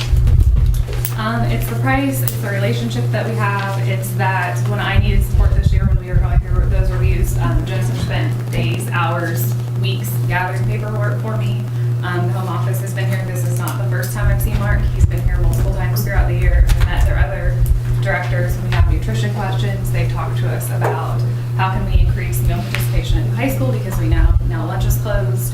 The only example I can think of off on the top of my head is kids weren't eating muffins as much, so they were making them into blueberry donuts because a donut is more filling than a muffin, even though it's the same thing. Following those health guidelines, but making it more convenient. So Jennifer's probably gonna not like that. And if we change companies, what about our employees? I think. Yeah, they're all If local. we maintain the same company, and I don't see any reason, then we've got people who count on that for. My understanding was that OPA, whenever we were in the crisis in March, that they were only given a 24-hour notice to prepare to help our students. So they went above and beyond to take that initiative to help us. So. And they were here without hesitation. When everybody else was going home and sheltering in place, they were here meeting, figuring it out with the social work team. With it being an essential employee. Now that doesn't take away the. I mean, I think some of that comes with being an essential employee. I mean, there were a lot of us that were marching the streets doing the work. I mean, I get it. So I don't know if that's really a.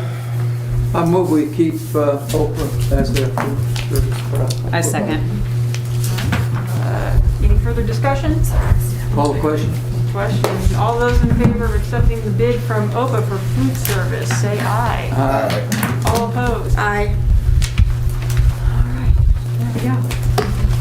Thank you, everybody who submitted bids. Thank you, OPA, for being here for us during the the most recent crisis. You should have had you all testify. You sat there for 2 hours for nothing. We'll be patient. All right. Now we are moving on to the approval of fund transfers. And so I'm going to turn it over to Dr. Remind me. Dr. Mayor.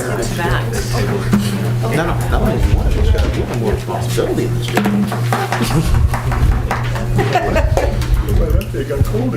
Right here.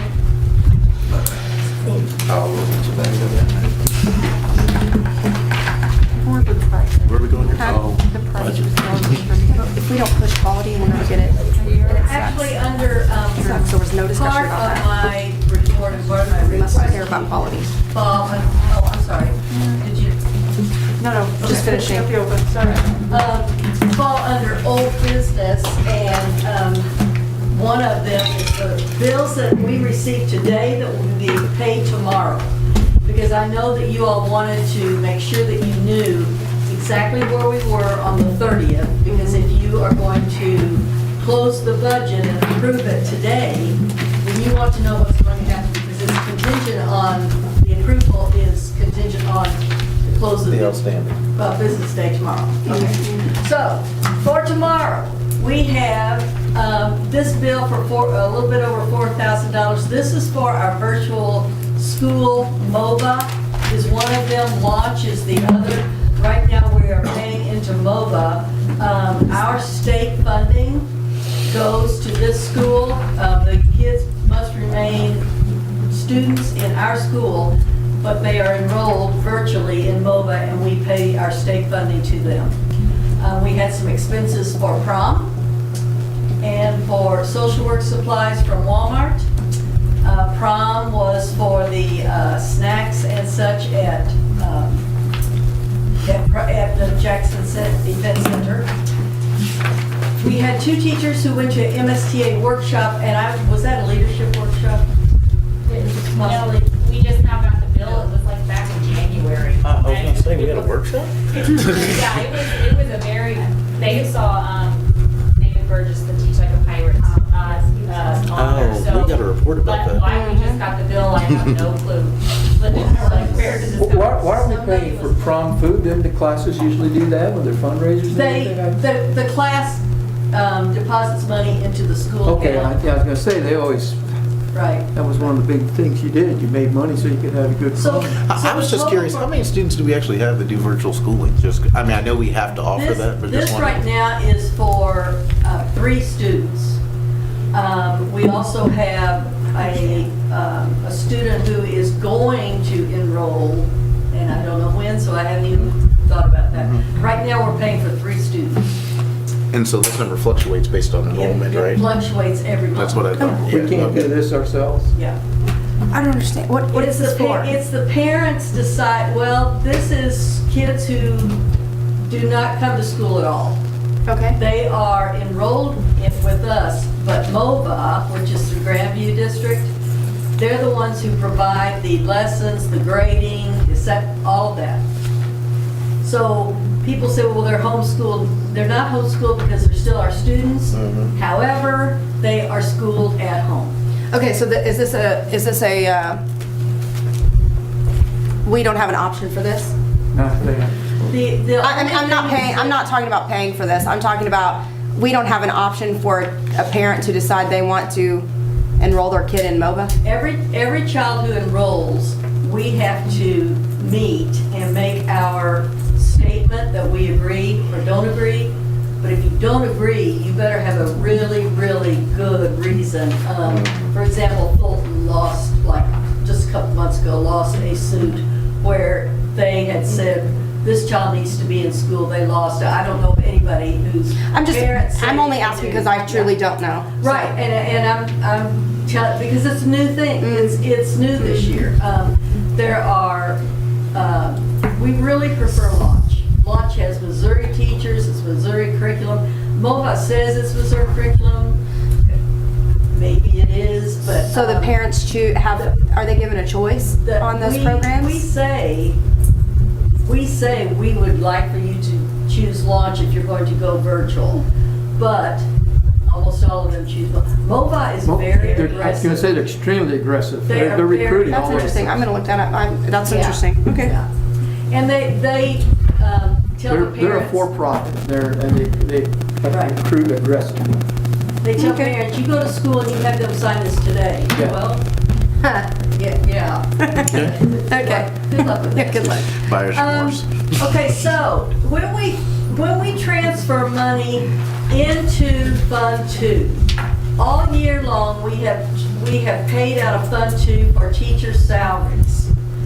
Now we have to take money from Fund 1 and put it in the teacher's fund, because right now they're in the red.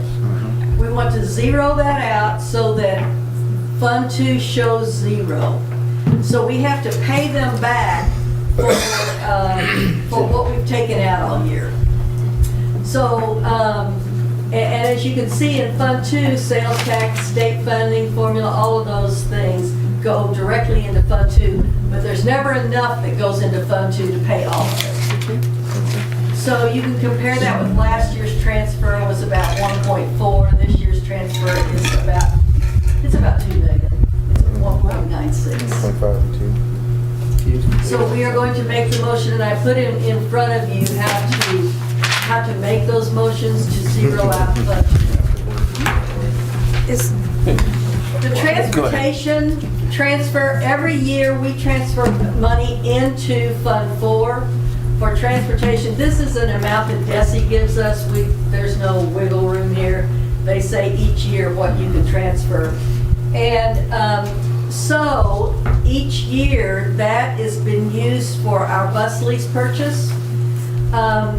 We usually have some money left over from that, and we did this year. We had about 46,000 left.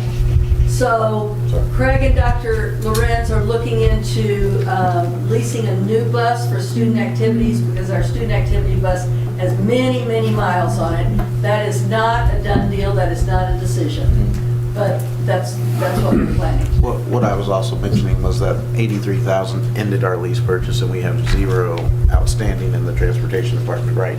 This is the last year of that lease, yes. Right, Yes. right. So we would have to start a new one. with Well, if we don't have any activities, we can save $46,000. And if we, of course, that's a great attitude. we stopped talking about it, but we tried to get on a 5-year basis where we bought buses every Right. year, so. We still plan to do that, hopefully. So when we talk then about our budget for this year, we have to make amendments, and those are the ones that I just talked about where we transfer.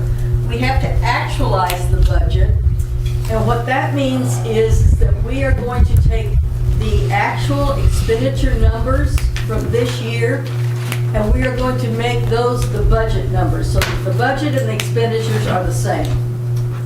This is the last amendment that we make for this year. So in this past year, as you can see, our expenditures were more than our revenues, which meant we spent in the deficit. And the difference was $438,389. We did have gains, we did have some savings. We saved almost $90,000 on substitute teachers. Right now we have received $442,768 in CARES funding. Unfortunately, we have lost a lot more than that. We've lost $511,000 from the state so far. That is just for, and we've lost that in the last 2 months, that's just for this year. The cuts in funding, no doubt, will continue on into next year. We've lost $185,000 because the boats closed and people stopped buying lottery tickets. So gaming money, we lost a lot there. We've lost $115,000 in different types of tax revenues. We did have a spike in March and April in sales tax because people were hoarding and they were going out and buying a lot, but that has stopped. So we are no longer looking at our Prop C, our sales tax, as being as robust as it was. We've lost $100,000 in federal funding. Last year, we lost $125,000. So I am hoping that, that that's going to slow down. Our loss, as I said, for sales tax is unknown because we can't really compare those months of March and April now with the summer months. So to transfer then from Fund 1 to Fund 4 every year, as I have told the board, each year for the past 5 years, we have been transferring from line 1 to Fund 4 to finance the Spainhour Primary School project. Last year, we transferred $1,140,743. The year before that, it was about that amount. The year before that, and the amounts are always close to that amount. We had transferred those so that we would have a down payment for the Spainhour construction project. However, this year we made the decision not to make that transfer. There is enough money in Fund 4 to make that payment, so we didn't make the Fund 1 or Line 1 transfer this year. We really wanted to keep our fund balance halfway reasonable, in a reasonable range. So last year then, we transferred a total of $2,588,495. This year our transfer is $2,102,550. And what's our current fund balance? Our current fund balance, I think I put that on the next slide. Our current fund balance is 17.5. That's what it was at 3 o'clock this afternoon. That's percentage. Percentage for the 4.5. Yeah. That is higher than I thought it would be. I was really fearful that our fund balance would be really low. I'm still fearful that our fund balance will be lower next year, but as of right now, it is at 17.5. And you can see then the comparison of the last 5 years. So we can take a fairly big hit one time. We took. When you're worried about not being able to make the payment, yeah, that's where that money sits. Yeah. If we could take one big For hit, savings account. we couldn't take two. So the lease purchase payment on Spainhour is what amount? This year it was $584,000, I believe. Yep. Next year it will be 1.1 million. Yep. Well, we could take two. And each year that's because of the divided number two. the amount that DESI allows us to transfer into Fund 4 will cover that payment. As long as we don't lose a tremendous amount over COVID.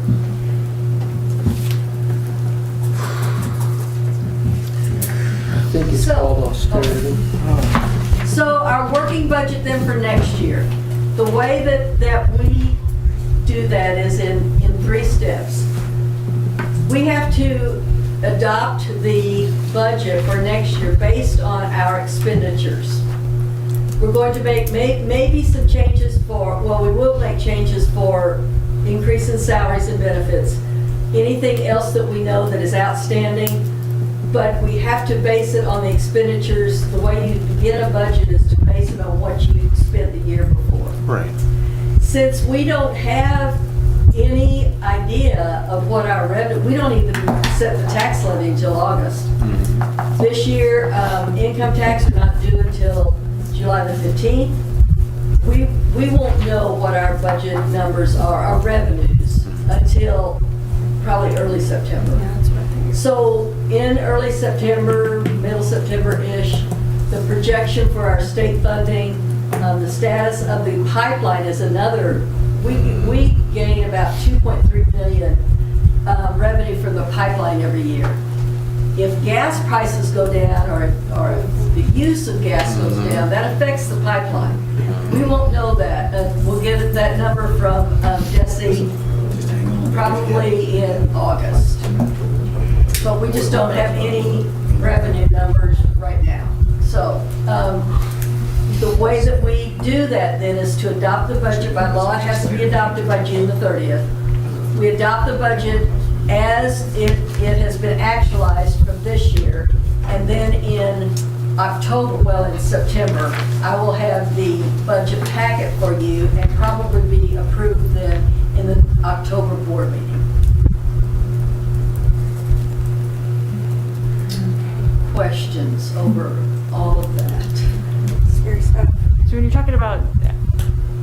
okay, we've got the budget that we're actualizing tonight. And that's going to be the basis for our 2021 budget. What we're talking about then, I'm just making sure that, you know, I'm not exactly an accountant, just terrible at math. So I want to make sure I'm on the right page here. That, for example, if we had a budget line item and we spent, you know, it was budgeted for, in the 1920 budget, it was budgeted for $20, we spent 15, so 15 is what we're budgeting for the 2021. That will be the number that shows up in that budget line, yes. Until, while we got a working And version. also, if we had it budgeted for 20 and they spent 30, Then we'd go that 30. number would show. So those are the changes that Dawn and I'll have to make from now until September. So, Thanks. as you're preparing that, let's just consider like programs. Do you cut those going forward, or you take it off of that actual expenditure number? I told the principals about 2 months ago to cut 20%. So you've already done that? And the 20% number will go into the new budget. But when you look at like teacher salaries, because we're gonna step out of line, do you add like 5% or 7% or? Well, we adopted the steps. Right. So I don't know what kind of percentage that is. I'm just saying, but yeah, those, something yes, Jim are usually added in. says you're paying 3.6% more next year Right, because of this, that's this, right. this, or insurance or whatever premiums. Right, that's right. And those also are changes that we put in. Right, right. Just wanted to say it out loud so everybody Yeah. understood it. Yes. So on the budget that I've seen, and I'm just using this as an example because I've studied it quite a bit, we said in that particular, just looking at particularly athletics and activities, we had that budget at 1.2 million. But if we take 20% off of that 1.2 million, that's 240,000. So where do you put, I mean, then you're putting things like increasing the 5% for the teachers? Or is that just assumed as covering your deficit? I asked for the activities to be cut also, unless they're fundraising. If the kids are doing their That's, fundraising. I mean, I think that's super limited then- right now. Then that's, you know, we don't Right. put parameters Sure. on that. But I did ask for 20% to be cut there. So the football, for example, the football budget went from 16 to 12. Yeah, right, that's what, yeah. So that 4 is just assumed in your, And hopefully in August, we'll get the revenue numbers and they'll be better than we thought. And I can say, well, you can add 10%, you can put well, back on. and one of the reasons I say this is when we were sitting here at that, I don't know what meeting we were here for, and we were talking about fundraising. It concerns me because the community already Has some concerns. has some large concerns about the programs and how much they're fundraising. And so we're cutting them 20%. Now these kiddos are going to be out trying to raise 20% plus. And so, and I mean, it falls on the teachers too. So I'm just curious. Well, and I'm going to piggyback on that if I. Sure. because- I'm just thinking out loud, but Yeah. I think it's. Well, as I go through the budget, I see things that, this touches on what you were talking about, Dr. Mayer, that there are some places where we had maybe, you know, $20 budgeted, but we spent 30, so 30 is going to be the new thing. But there were also places where we had nothing budgeted. Yeah. And then there was an expense. Right. So are those our opportunities Yeah. to reassess? Because maybe there was a legitimate need there, but maybe there wasn't. And especially when we're talking about cutting programs as opposed to cutting things that weren't budgeted in the first place. And the activities budget, if that has 0 because they were fundraising accounts, then we didn't budget it. There are certain accounts that we put money in the football account because football is so expensive. We put money in the band account each year.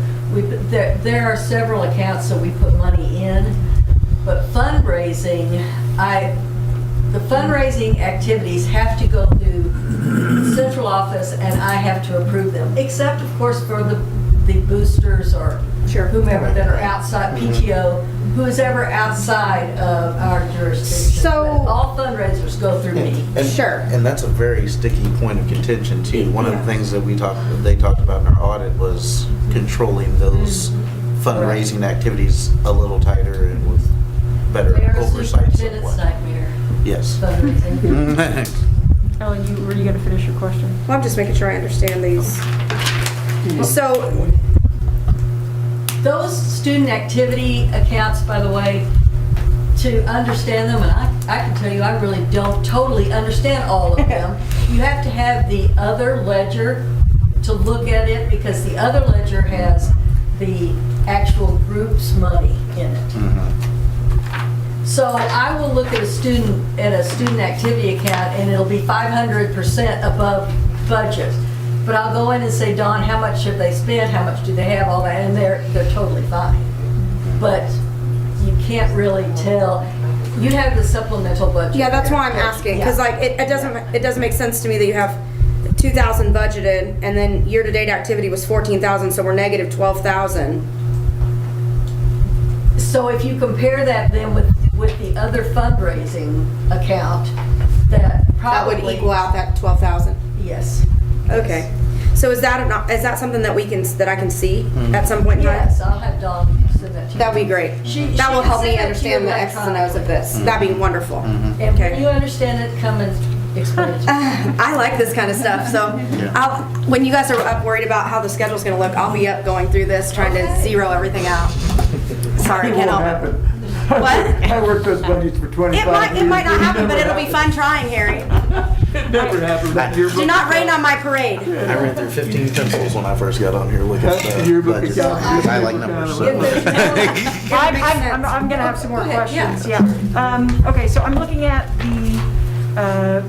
the budget report that you had sent us. There were some, let me see what my questions were, let's see. Okay. There were some things that were highlighted, and they were some of the things that were like over the budget, right? Right. And so I happened to have the science department chair handy.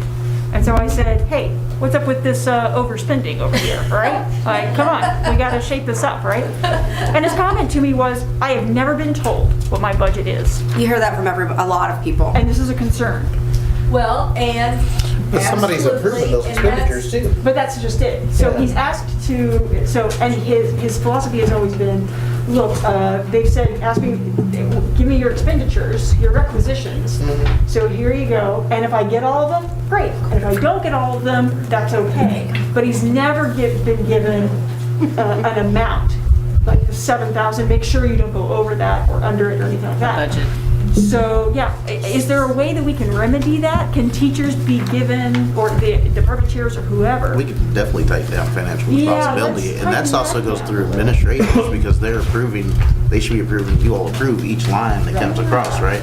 we give, Didn't want to speak out of turn, I assumed that you probably did, that was your job. Okay. So By we no- zero Now, what budget, we don't- probably happens is Ian looked at the budget and said, Let's see what this we is can do. such a hypothetical. Social studies didn't spend 200 of their dollars, so I'll shift it over to science. Okay. And they have the ability to do that. Kind of even it out. Yeah. Okay, okay. Well, if then cool. Yeah, I don't know what else I can say and about I do look at that and make sure that that has happened, but rather than telling them, shift that from this to this, I just Well, put sure, it in that's at there the bid and building. trust them to use their good judgment. Okay. Sure, I that kind of makes- wanted to get to the bottom But of that. if I would think if there's a teacher that wants their budget, He's asked. I wouldn't think that they, yeah. It would be, yeah, so Yeah. I'll put it out there in the ethos. He's I asked. always He's had a like- budget. I knew how much I had at the beginning and how much I had at the end. I think there's probably buildings where the principal No idea, huh? gives it Well, the out. principal has a different SIS, what is it like the SIS system? So we're zero budgeting then. Yeah. Well, yes and no. If there is a requisition given to the principal and that teacher can justify that, then they can go over what their budgeted amount was. Oh. Because I do give budget figures, but I also say to the principals, Guidelines. if this is justified, you feel really strongly about it. Can I say something? President So like my teachers, I don't give them an amount, because if I would give you if I would give some teachers $300, they are going to spend $299. But if I say prioritize your needs, some are only gonna spend $75. Okay. Some will spend $500, Okay. and then they're gonna spend $500. This may be an opportunity to communicate that with teachers better, and it's not necessarily right right. then on building line. I think Exactly. building levels, Yeah, it's a but building. I don't give mine a number because I want them to only get needs, not wants. Sure, yeah. It's just a concern. For rapport, though. Well, it's just so I have. It's not just Dave. This is the first time David ever even brought it to my attention. It's been other. My teachers have never had an issue with it because they know that if they need something, they truly need it, then they're probably going to get it. Then let's capitalize on that model, and we encourage building level administrators to be clear about their rationale and how they're handling budgets. So here we have an example of a zero-based budget Yeah. where there's no figure assigned, but that's up to the principals. As long as they don't So what was surpass their that budget? number that I give them, and if they do surpass it, they need to visit with me. So on this particular budget that we're looking at, on this budget report, this bottom Is dollar. that the supplemental budget or the? Are you getting It instructional? is only what you said, I have no idea. Instructional. Only what it says at the top, current month That's budget. fine, that's fine, yeah. So this encompasses what? This is year to date, so this would be through 6/25 when I got it? Yes. Okay, so my question would be then, just help me understand. The bottom of this budget says functional account, $600,604. So that's what you budgeted for? Correct. 1920 school year for athletics? Correct. Okay, so we're saying then that, is there an activities part of this, or is that all encompassing? There's an activities part. Okay, perfect. Okay. Let me rain on your parade again. Part of the problem with the activities is you might raise your funds this year, and then half of them come out of next year's budget. Well, sure.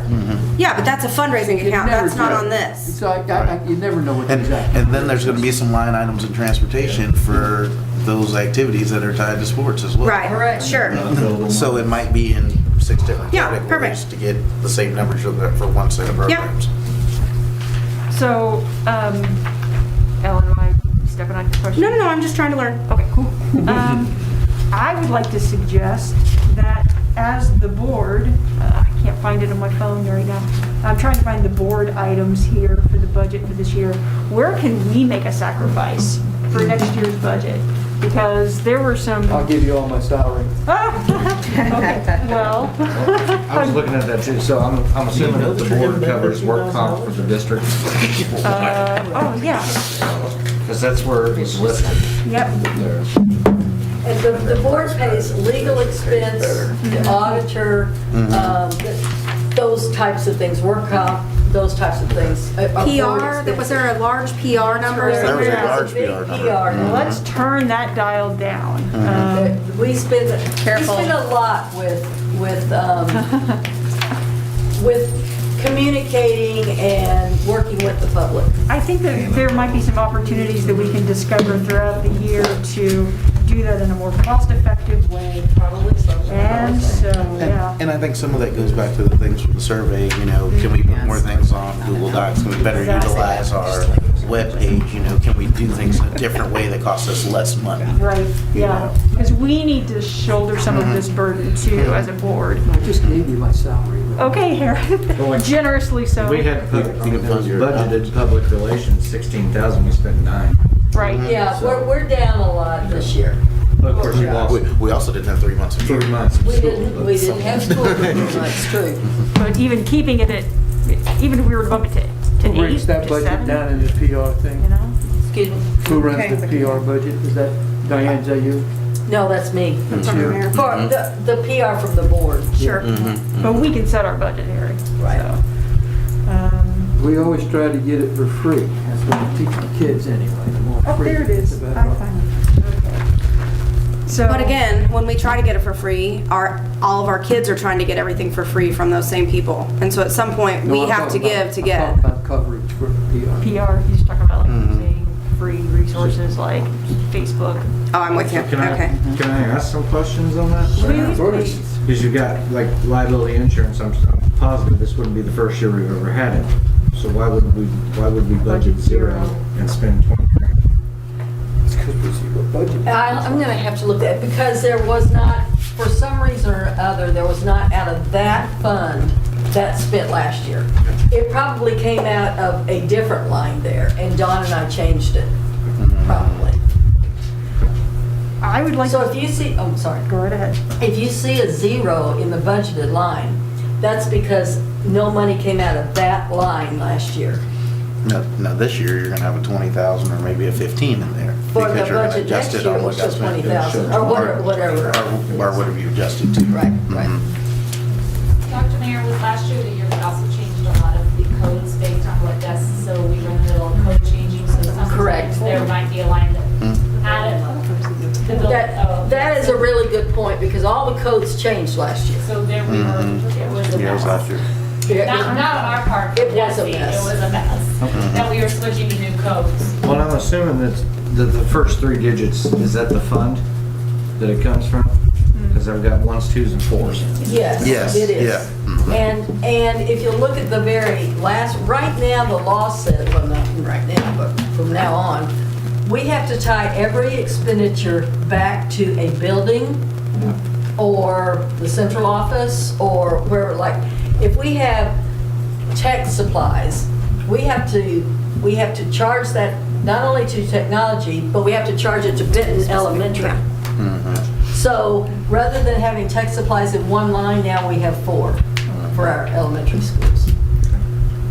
And the tricky part to that, because that's the adjustment they made, was tying it to a building. When you purchase bigger ticket items like a lab, or we may only be able to purchase 2 or 3 labs a year. And so one year it's going to show Benton and Northwest and Spainhauer had a big expenditure out of that line item purchase, and some of the other schools had 0. But then the following year, that's going to flip flop and it's going to be at another location. So it's really, they've really added an element of fun for us. But that's a good question about why those zeros were there. I meant to say that, so I'm glad you asked that. I mean, the only other thing that stuck out, I mean, there's a bunch that I highlighted, but Great Circle, Yeah, that. really up. Sorry. From what we budgeted, And I yeah. didn't know. Great circle. It's page 25. We get money from what's called the Public Placement Fund from the state. And every year they give us a certain amount, and was it last year or year before last, the governor decided to cut that fund and put that expense on the district.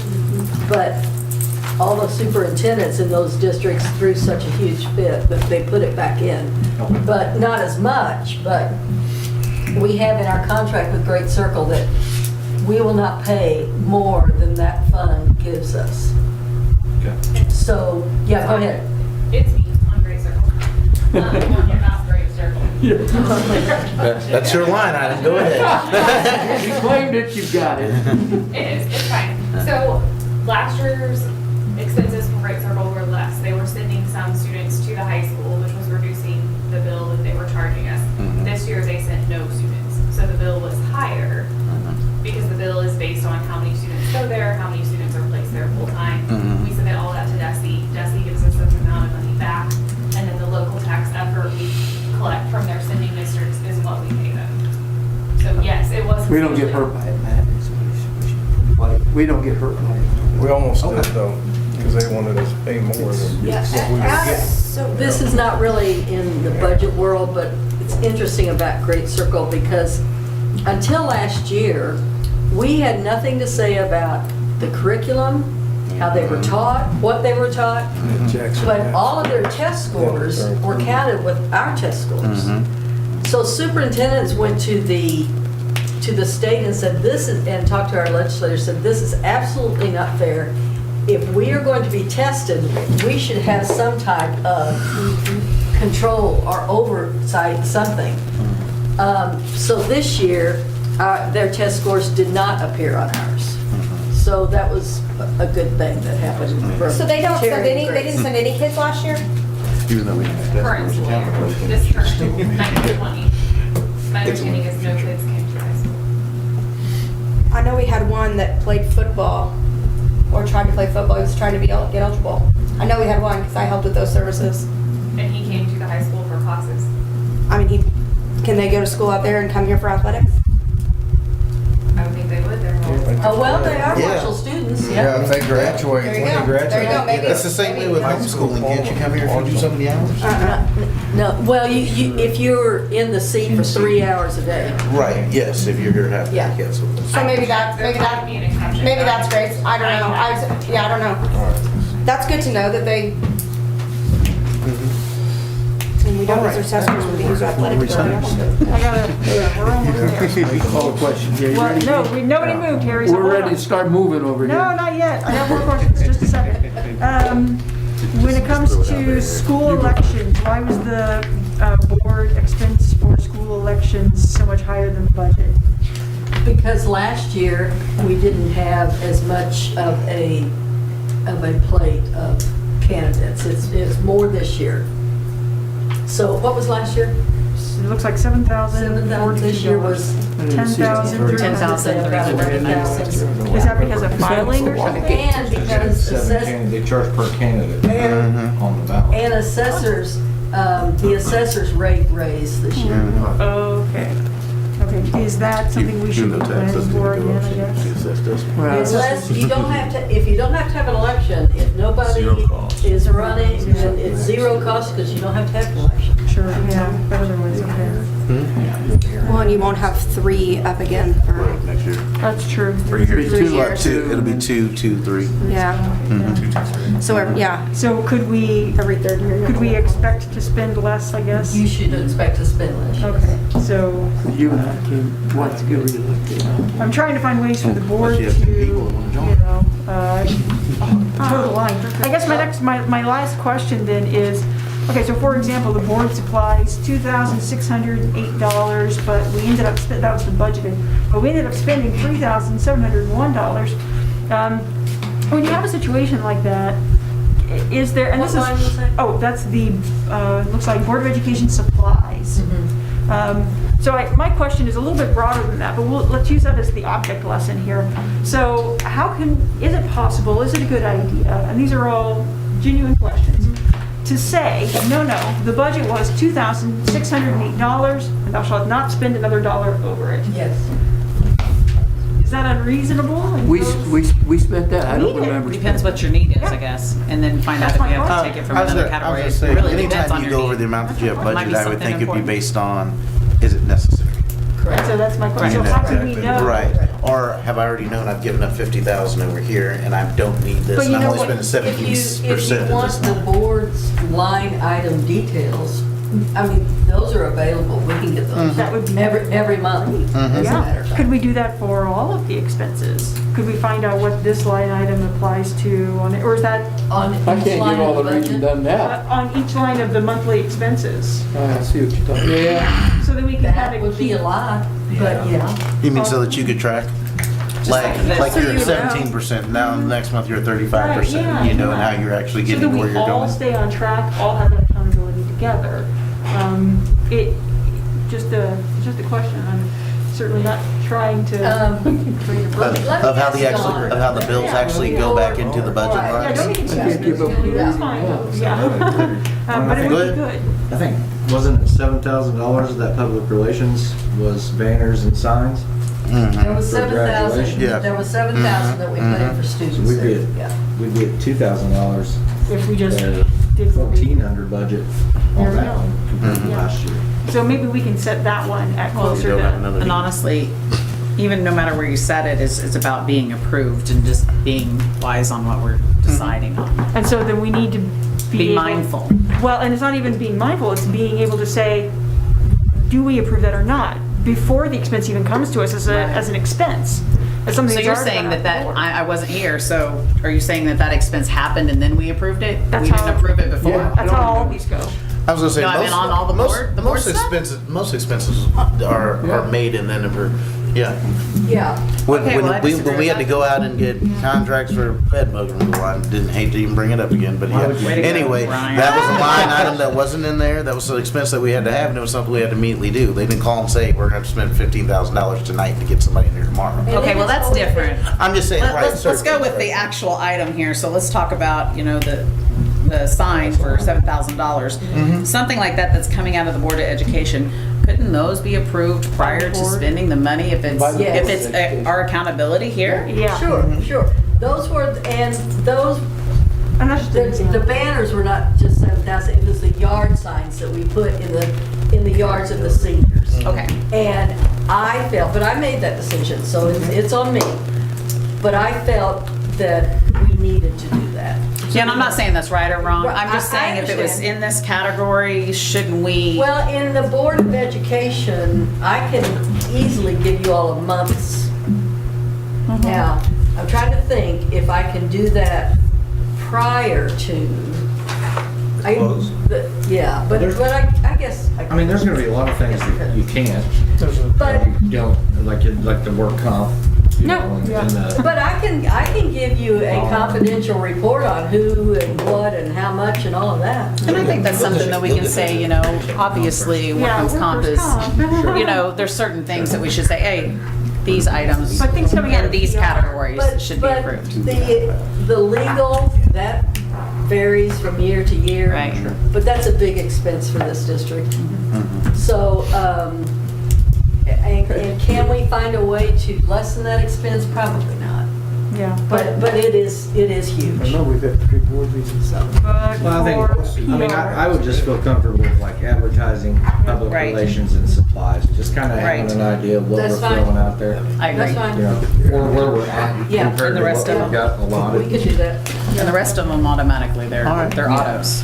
Yeah. You can't control those Are things. there others? So with, I mean, it's the least that we can do to show a little bit of accountability ourselves Right. and hope to set the example for the rest of the district. Yeah, I agree. We've asked everybody to cut 20%. And we need to went cut. 20% over. You need to cut 25. Or Yeah. 40. You got to set You know, example. every penny we save is another opportunity to fund teachers who are teaching our students. Thank you. And Let it that's go, what's Harry. important. We're ready to And move. funds. Let it go. I move to Take care of the authorize, needs of the child. I move to authorize the transfer of 19685,956.71 from the general operating fund, Fund 1 to the teachers fund to zero out Fund 2. Second. All those in favor? Aye. Aye. Any opposed? All right, motion passes. Your turn. I move to authorize the transfer of $129,486 from the general operating fund, Fund 1, to capital projects, Fund 4. All those in favor? Aye. Any opposed? Aye. No, aye, but aye, yay. I was reading at the same time and It's still listening. 6 to 1. I Yes, help okay, you to have a next time. dissenting vote, so you go right ahead. Okay. I move to approve amending the 2019-2020 budget number to actual revenues and expenditures as of June 30th, 2020. Second. All those in favor? Aye. Aye. I move to approve the final 2019-2020 actualized budget as the 2020-2021 working budget. Second. Okay, now hold on. Is this one where we need to, can we assume that That is tomorrow. So the bills that I showed you, the late bills, and the fund balance is as of 3 o'clock today. and all the things that we've been talking about, the board wants to reduce, we will assume that that change will be made to, like, that you will. To the new budget. To the new budget, yes. Yeah, not the actualized, yeah. Call question. Which will be the one There are that a you'll look lot at of as changes that go from now until September. Okay, great. Question, so Call question. all those in favor? Aye. But okay, any opposed? All right, motion passes. Thank you, Lily. Back to the- Keeping back us to that moving paper. forward. We're going to move into approving school lunch prices for the 2020-2021 school year. I need another piece of paper. Ms. Durham comes back forward. Hi. Rico. All right, thanks for having me back. Chicken Patty Wednesday is at So looking at lunch prices this year to next year, Desi provides what's called a paid lunch equity tool, and I included a little snapshot of that so you can see where I got my recommendation from. I would like to not raise student prices. I know that some of our families have faced tough times this year, and we don't have to burden them any additional with lunch costs. I've been sitting a while, sorry. I would like to not do that. The only place, if we wanted to raise lunch prices that I would consider raising would be that adult price, because we are being charged more than that by OVA. And we were able staff during closure. So What would you recommend the adult price go to? I would raise it a small amount, 10 cents. I wouldn't raise it all the way to $3. I think that would be substantial. Where are we going from? Sorry, I'm a few numbers back and tables back now, I'm sorry. So adult price this current school year, 1920, is $275. So if we were to raise So you're it, talking about at $285, $290? everything would still be under $3. Is that just lunch? That is just lunch. Or is that, okay. And breakfast, I would leave the same with all of them being $1.15. Because that's very close to what we're paying for breakfast. Okay. Does that include the adult price as well? Is there an adult price change on breakfast? No, just lunch would be the Just only area. lunch? Okay. No, I'm saying, but the 115 teacher pay. Okay, so. I'm sorry, 2 questions at once. Go ahead, Aaron. Age for beauty. And I've got, I'm just teasing. Wisdom before youth. So that's primarily what the teachers pay, and like my wife would come in, and is that for the adults?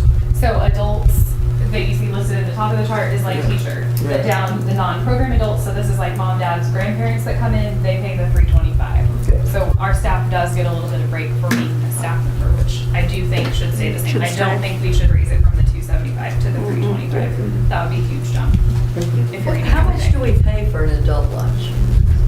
Close to She said $3. She said 3 cents. The 3, I don't have it, I Three listed in my Three pile of change. what we're approving for next year. That was that bid number that we approved, whatever in the column for OPI, I can get it. No, that's fine. It's just a little over That's $3. Lunch price next year in year 1 with OPA is $3 and around 9 cents. It's 3.089. I'm not on the board, but is So it you're- too much to ask for the adults to pay just like $2.90 instead of, or $2.95? We're having to eat that cost, is what I'm saying. Right. My only hard line is let's not raise the price on the students because it's been a hard year for families. And Jesse is not requiring us to raise it on students. If the board wishes to raise it, that's fine. We're not required to, and I would like to leave it the same. We can consider it next year in the future, or, I mean, I'll support it if you think it's best for the district now. But So you said we're $275 now on an adult? And we'll go to Yes. $2.90. We're at $275, and we're $310 paid. $3.09. ish, yes. Yeah, basically. 309 is our So cost, when we- when we say- $3.10 basically what are we paid for the talking? I know you just went over meal, this. but we're charging Staff members, people that are in the $275. So building. right now, Yes, we're adults are losing, $325. right now, we're losing 35 cents a meal. And then if we come How halfway, many we're are still we- gonna are lose we- a quarter how many- if we go to we're 15 talking cents a about meal not a per lot of teacher people, per are day. we? No, not a lot of We're- Across the board, so if you're talking we're about 100 losing teachers at $100. 15 cents, you're talking about. It's more than that. More than that, okay, then I'll. And Let me as give you the the course of the average month, now you're 60 bucks, 600 a year. Yeah. There's too much going on. Yeah. Or you're talking about a quarter per person, you're talking about. okay, Grace, can you break this down for me one more time? I think okay. Adult Can you? lunch I'm sorry. Oh, I'm gonna sorry. answer Harry's question, sorry. Oh, I didn't know that was, okay, please. Okay, so annual participation for adult lunches this year was 11,863 Okay. for the whole school year. Granted, that was cut short. So add March, April, May on that. That was the total. That's the total with kids, that's students and everything. Were you? No, Oh, that's. no, it's That was adult meal. Adult Student lunches. Oh, that was adult, that's what I'm trying to call. 100,088, 689. So we lost 11,000, or not $11,000, but 30 cents on each one? 35. So your $11,000 amount is what was paid or what we? It's not a number, it's the number that ate lunch. It's on the Okay, bottom. thank you. Oh, I did 15,000. So it's 11,000 times- people that are adults in the Yeah. district. Well, I'm Out of it. Okay, so we can find it. Right here. Figure out how much you paid and how much. Okay, so that's the number of people that So we ate. lost $1 every time someone ate lunch? Yes. So we lost $11,000. Would it be too much to ask for them to at least give us break even? I agree, Yeah. that's where I was gonna move. So we're talking about raising the adult lunch, and that'd be the teacher, to 310. No. There's a difference between the adult and the teacher. Right, but no, I'm talking about the No. teacher. No. Talking about the adult. The yeah. adults and the teacher are the same thing. The non-program adult is something different. That's what it is. Okay. Yeah, grandparents. And that's 325, so the Yeah. adult, which is the teacher, you're talking about charging 310 For employee. to, yes, which is an employee, to break even. And a non-program adult at 325, where you make 15 cents. Correct? Yes.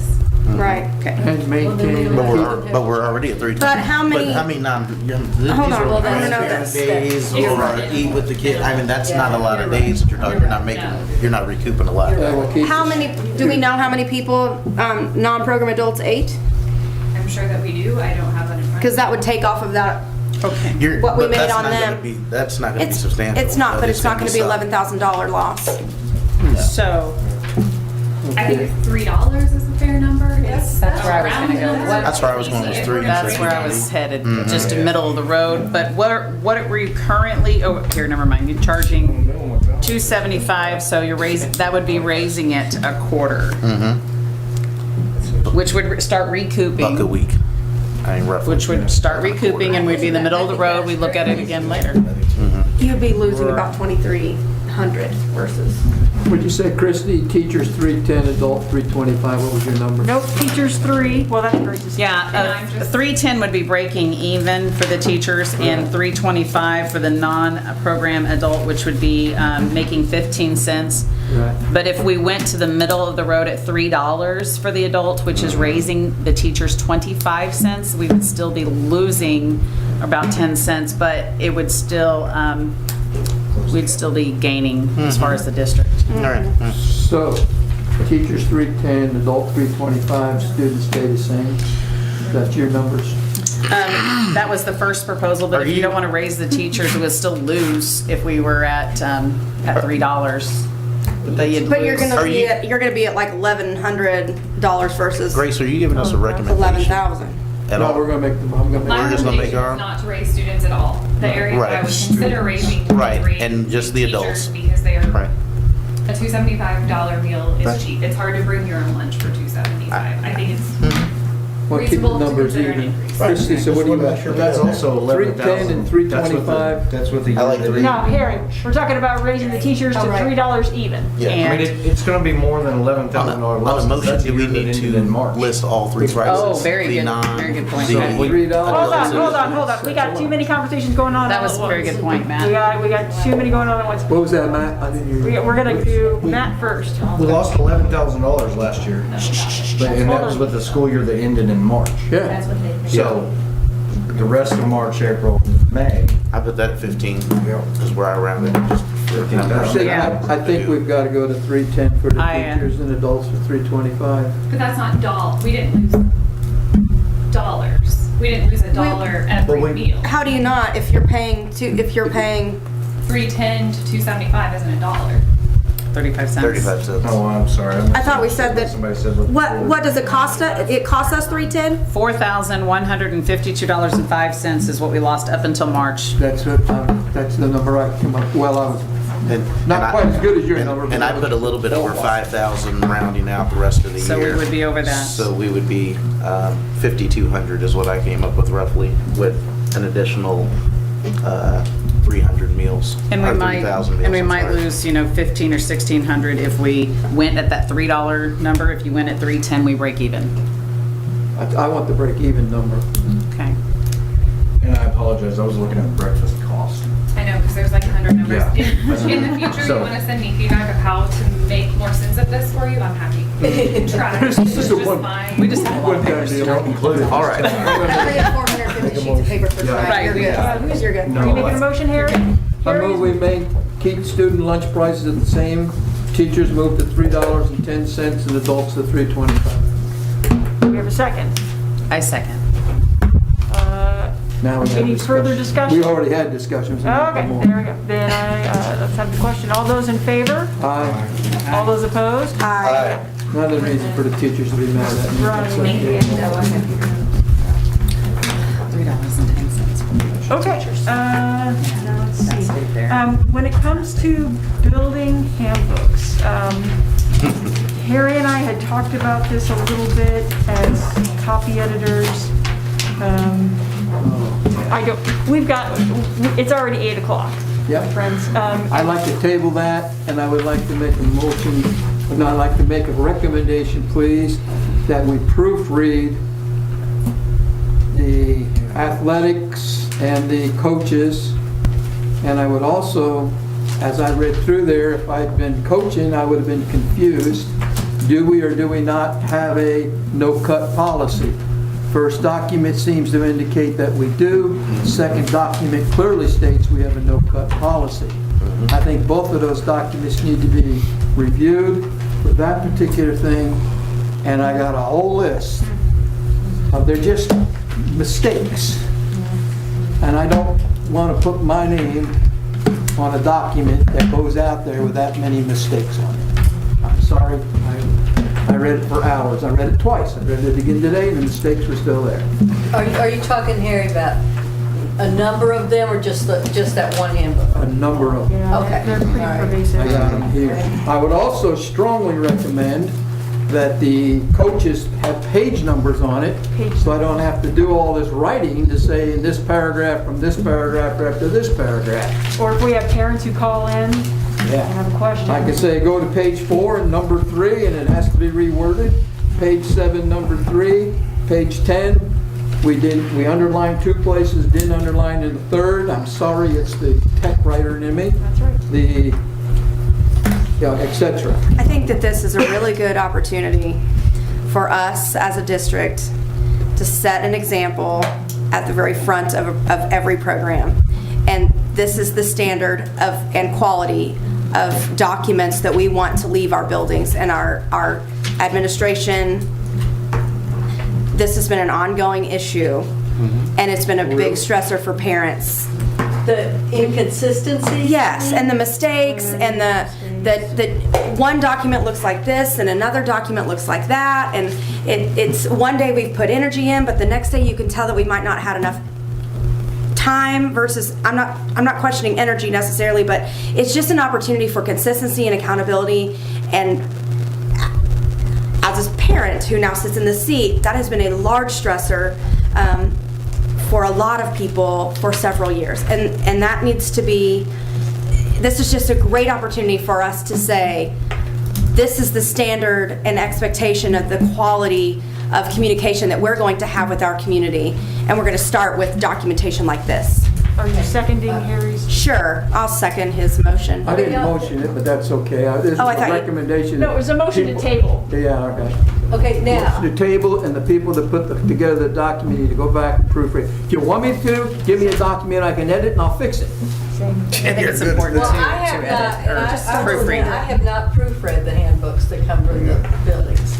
So I need to start doing that. No, I didn't do I think it's that. important that they hand I started to make their work off to a second person to be proofread. Well, They do it all day long. There are secretaries in the buildings. I mean, this should not be hard to regurgitate. But it needs to be Year to year. this font, it needs to be this layout, it needs to Absolutely. be this Yeah. same table of Yeah. contents, our flow Absolutely. between elementary and middle school Okay, and high now school. there may be an issue on tabling this. I mean, I'll have to figure out how to do this because we have to have them by registration, isn't that right? Yes.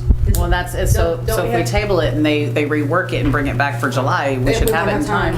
We won't have When time. is registration? So for online registration, we tend to open that up the week after 4th of July for our community to online register. So they sign electronically Well- that they've read that. So that would be the only hiccup that I've been sitting back here trying to figure out how we can hold off on the Why is it so handbook late then? section and let them still register. And I don't know. We may have to put back, It's not- we may have to put registration back a week. It's not bad enough that it would be totally, I mean, it's not gonna drive anybody mad, it's just careless work. Well, we shouldn't be putting No. out stuff like that. That has There's no rule we have to start registration tomorrow. I'm sorry. 21st. Yeah. 21st. I think you're gonna have to have one before that. It's late for us to open up, especially, I'm sorry, I'm sitting and I can't see you all. It's very late to open up online registration, especially when we want to do a very heavy push to have people do as much online as possible so that we're not having to run what registration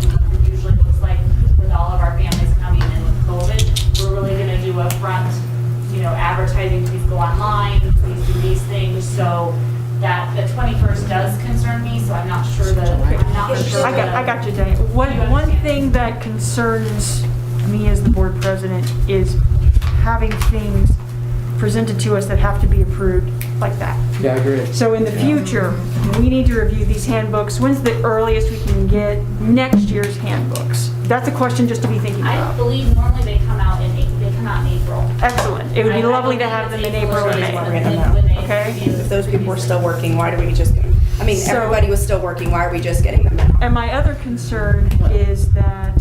I haven't been in any athletics. Oh, no, I'm just saying, we're here. Yeah, I'm with you.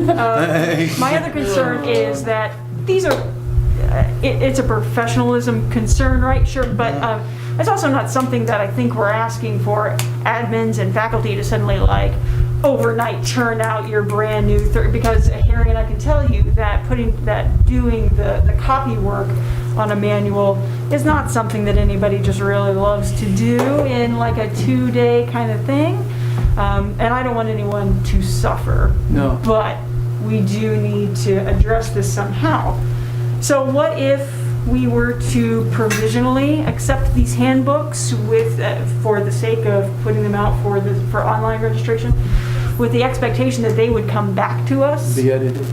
for the 21st meeting? I can do that. I can live with Is that that. reasonable? Because there's nothing in there except for the, nope. The cut We don't have policy. the AD here. Do we or do we not have a cut policy? Then who decides that? And that- I guess one of the questions that I would have is if we're cutting programs 20%, do they have enough money in their budgets to handle every kid that shows up? The middle school does have a cut policy. The high school does not, or they haven't through this year. It still concerns me if you have 45 kids come out for, Basketball. okay. You don't have 45 uniforms. You don't, well, you already don't have 45 uniforms, but you've already cut 20% out of that budget. So you can't handle anymore. So, I mean, Well, that's where the superintendent steps in and makes it happen. I coached for Makes what 25 years happen? with a no-cut Get that policy. other uniforms you need. yeah, there's no money for do that. There's no money for No that. activity for them to do. You can't have 45 kids on a basketball team. No, Okay, Diane, As to registration, let me- I think that's a different topic than actual handbook approval. Well, it's in that, well, no, they're contradicting each other today. Oh, okay. And how much I didn't information realize have we that. put out for next week's registration? So once we turn registration on, we cannot go back in and change documents. Right, but I'm saying you said Who we knows do that a it starts push next next week? week. No, nobody knows, that's always our goal. Oh. But to push it till the 21st, that would be. Do you that- decide on that? Because it takes Stacy quite a while to get those documents ready, because once the changes to the handbooks are made, we then have to get them translated. So there's some other hurdles we have to go over. So the 21st, we Correct. would not open registration until after that meeting, would very much concern me to get our numbers up for registration. So that would be my own. I'm not sure how to work that piece, because once we upload a document, we cannot change that until after registration closes and reopens again next school year. That is how our online. I will amend my argument. I will accept them as they are with the idea that they've got to be, I'd like to have your list though. yeah, well, if you can read it, I got tired of writing. Well, maybe you could just email I it was to gonna me. say, maybe you might need to email it to her so she Huh? can read it. She might have to get it in email so she can read it. Can we accept them That's, yes. We The don't want to understanding upload that like this, someone's though, right? gonna go back through and proofread them? I will go back through. I mean, Well, guess what you're doing over. Mr. Carroll, can you clarify, was that all handbooks or was it? No, just the last two. I didn't do the first one after I'd done the athletic one and then the coaches Because one. the athletic one could be put off because it's a smaller population of students that actually utilize that, whereas the I elementary haven't handbook, read- I haven't read every the elementary elementaries. parent has to sign off that, so I I'm not haven't read the sure. first one. and Because I don't know, I don't even know if the athletic provisional, one goes online I like the for registration. provisional. I don't know that one, sorry. What'd you say? There was She one can't for the athletics and then She's one not for gonna the upload until next coaches. week And then I anyway. didn't read the other one for Marshall Public I'm Schools not because sure I if was. athletics. I have no idea. I wouldn't have one clue. We can get the athletics done in a week. I can do that. The athletics. All right, so What's the turnaround on English to Spanish? Just curious. You said it takes her time? It does. Does she translates every single book, all 38 pages of this one?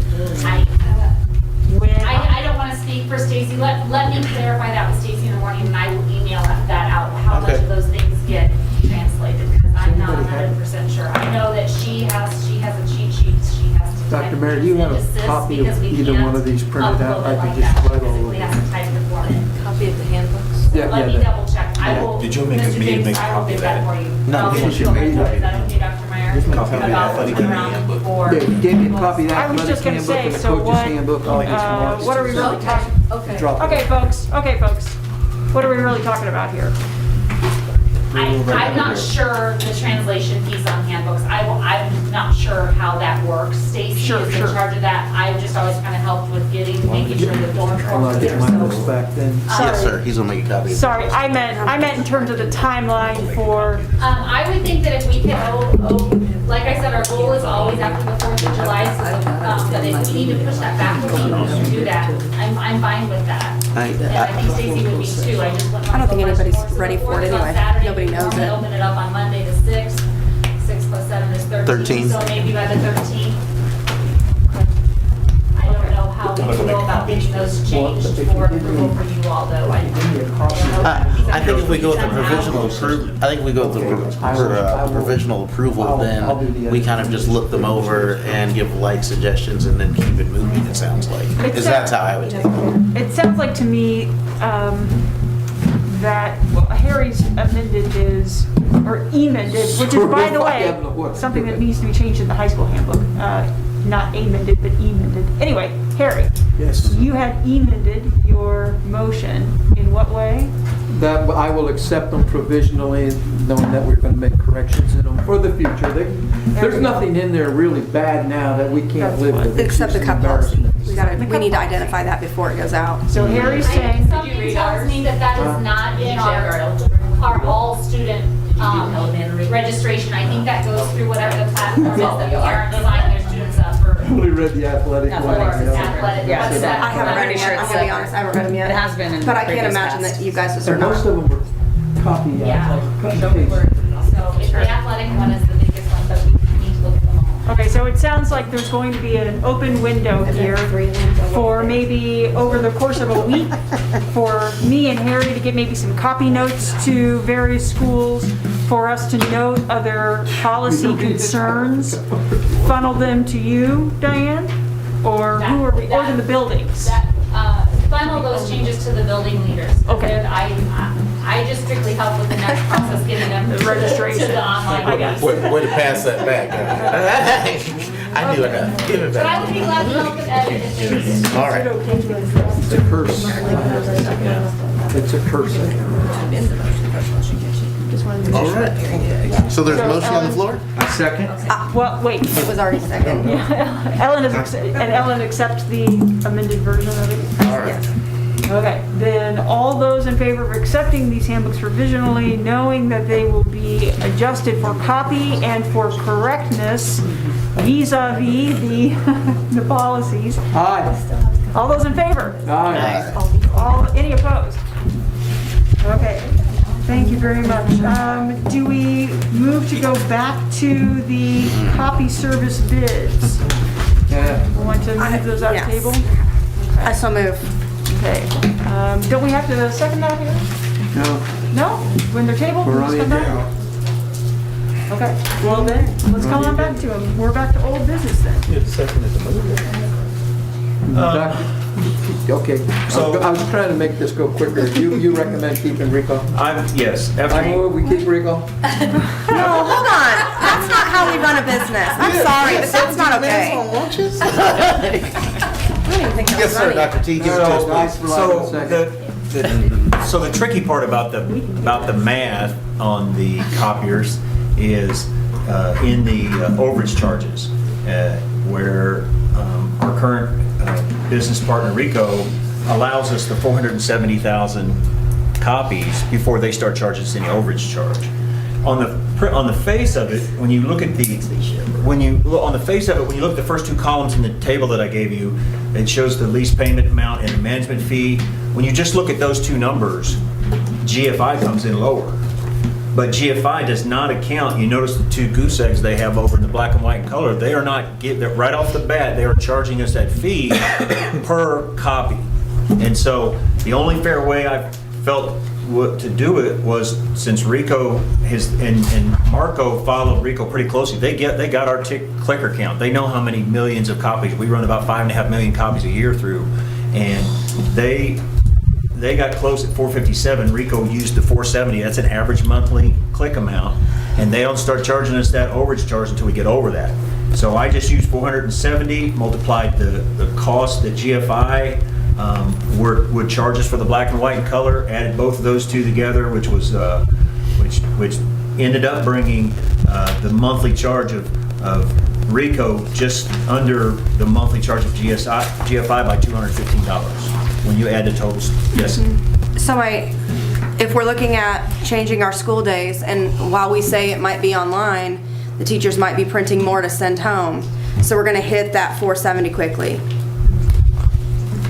Okay, so that's a possibility. One thing I would say about Rico, this past year, over the last 3 or 4 years, I've been working hard. The teachers have been working hard to try to cut down our waste, cut down our spending on paper, and so we've reduced the total volume of print to the point where this past year, plus Rico knew we were coming into a contract year, but they reworked the contract. I was looking for that to see if I could give you a copy of when that actually happened, but they were flexible enough to reduce. A lot of times they are obligated to do that. So to me, that was another sign that they want to keep our business. So yes, there's a possibility but they're coming into the year. We would all have to sit down and if they came in and said to go up, we would all have to sit down and talk about it and say, well, we're going to rebid this. So if they And we have that ability to do that. Yes, if they substantially break the contract, we can call the question and we can rebid the whole process. And just the same, they weren't obligated to come down, but they saved us several $1,000s this past year because they brought it down because our copy volume we kept coming down with. If we change companies, we would have to change machines, we'd have to go through all that. There's a provision in that. Yes, there's a lease. There's a whole. In this bid, that also included, I think I remember you saying that in this bid, that's going to include the print shop being moved? Correct. That was the last question, and I don't know if I got that to you, but that question was on the table for Rico, and they responded the same day that last Friday when I sent these to you, they responded that morning that does include all costs for the movement of the print shop, and it includes all costs for any lease returns on the current copiers that we have, which is always a big issue. The lease return, if it's a different company, there's always stuff going on. What did you say that cost us to move all that stuff? The last time we moved it, Expensive. It was a few thousand. yeah, it was 12 or 15,000. They say, so what they say is they are our copiers that we're leasing, so we could have moved them, but if we break something en route, it's null and void. It's that we have to fix it, and so we're like, oh, okay, no. So this was the time to work that lease into the new location, so we didn't get charged an extra fee again.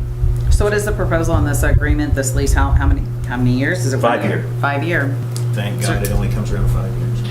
Actually, so I'm going to question that because we discussed this, even though we didn't get a bid from Green Printers, they had done this business for us and cost us less per year than what we're spending. And I know we need copiers, so this is a total separate thing, but if they were a way that they could incorporate a 2-day business turnaround like they are doing for you here in our print shop and saving the overhead, is there a way that we could have bid that and actually looked at that? And we talked about that a week ago, and I don't see any of that or a conversation that may have happened with them to maybe save the district thousands of dollars. I actually talked to Green Printers, and he did give me some of those options, and I was going to talk to Dr. T about it, but that all happened between me picking up printed materials at 4 o'clock on Friday afternoon and me working today, so I haven't actually got to that yet. But as far as like handbook printing, other things that are bulk things, he had talked about there used to be a substantial savings in that, and I had him email me some numbers, which I did receive from him also, and I was going to send those over to you as well. So This is something that we could Mhm. pursue some more conversation about. Mhm. There's no. And maybe spending more of our money locally than Exactly. Right. than And I out think we at could times. probably chunk that out, but the big picture, Just the machines. green print Does does not. not do copy work. No, and that's what I'm saying. We Right. need And that's copiers the at big each, picture. at each school. That's different than And we still actually need doing the print the print work. Right. And saving thousands of dollars. And obviously, the copy paper, he had supplied it before. I think somebody else got that bid, so that might be different. But, no, everybody needs copiers. I'm not saying we take that away. I'm thinking that we need to look at our options Print of, shop. you know, yeah, let's separate them and let's see if that's a better option. I'm not saying it is, but we got information stating that, Yeah, and I think when Green did provide that, they provided letterhead and envelopes and. Tardy slips and all kind of other things that we Things like probably don't that. all and use well, some and of we had anymore. discussion and we had an email too stating that, you know, they were able to do all the prints. So if the teacher had requested something, all of the schools had submitted that. And my understanding is it may have went through Linda to order or someone else. What I ordered from them was like envelopes, NCR paper, cardstock that we could not do in-house. Yeah. They did not do like classroom tests or anything like that, worksheets that they needed in the They classroom. wouldn't do like the 5.5 million a year.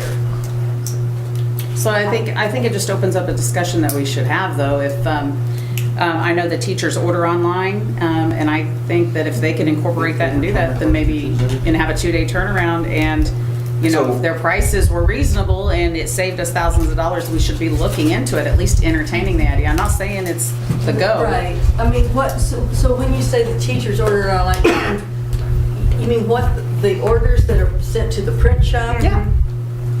So we're Yeah. talking a 5.5 million. So my understanding is, actually, I've got information where they go in and they order, and I'm not sure what all they ordered, to tell you the truth, Dr. Mayer. I just know that they showed me their process, and they were very adamant, you know, they have a great turn time with the print shop, and if that was incorporated, that Greens could meet that, maybe he can or can't, I don't know, but We can certainly look. I'm just curious I would like to be entertained with the numbers before making a solid decision on spending thousands of dollars going a certain direction. That's all. So if you look at the bids that they gave you, column 1 is for the lease payment and all the group copiers.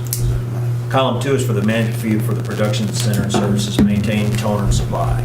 So it'd be column 2. Right, because you're saying it's It would 70. be column 2 that he would be bidding against. Yeah, because obviously, and you know, and I'm not sure how many in your print shop that you have. Obviously, you wouldn't need any copiers in the actual print shop because that wouldn't exist. You're only going to need them in the actual buildings now. So that may change column 1 too. That could change that number. Do you know, did Mr. Green mention if he had any type of tracking system for the print jobs, or was it just in my email? I sent you that email. Did you see that? Yeah, we sent it like a week ago. Yeah, I got an email from Greens. I'm not sure why we got it. We didn't get that. Well, I send it didn't to me get later. I did. I Yeah, read it Ellen in our sent it that community. night while we were in conversation. Well, Yeah. I read it as he wasn't interested. Wednesday, Tuesday. when we went to Yeah, tour. I remember that. Different Yes. kind of service. Yeah, I read into that email that Green wasn't interested in. I did too. No, he wasn't interested in the actual bid. He cannot bid to Be an on-site. have a second shop. Why would he have a second print shop? He owns a business here in town. There's no reason for that. I wouldn't want to maintain another business when I That's just have the my own. way I didn't even realize he sent the same email to all of us. I never got Yes. it. I didn't get that. What'd you say? Sender's line. What'd you say?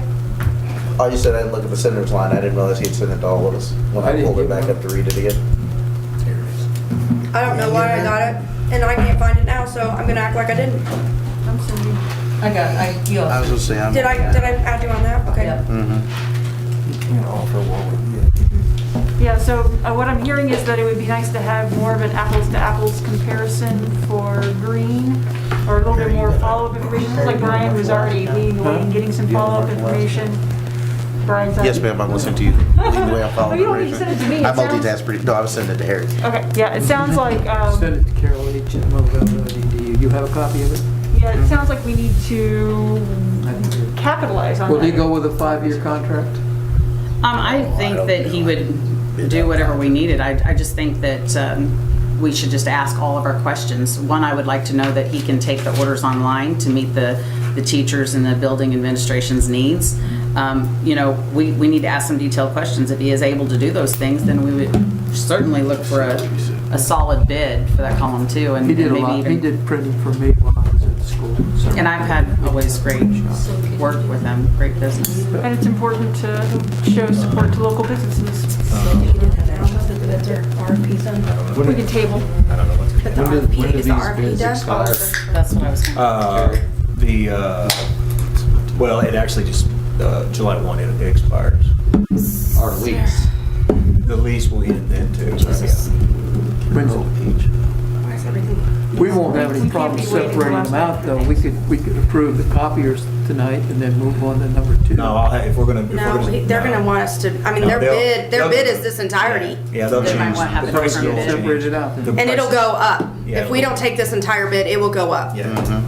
And the allotment of black and whites will go down. All right. Can you change it to a 2-year Well, he had the process opportunity to instead bid. of 5-year with that?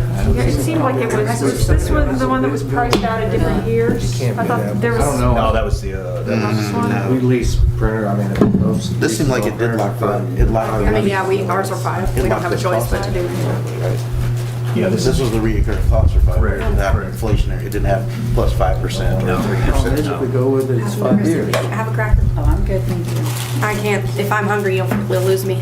Okay, so are we gonna move to approve one of these copy service bids?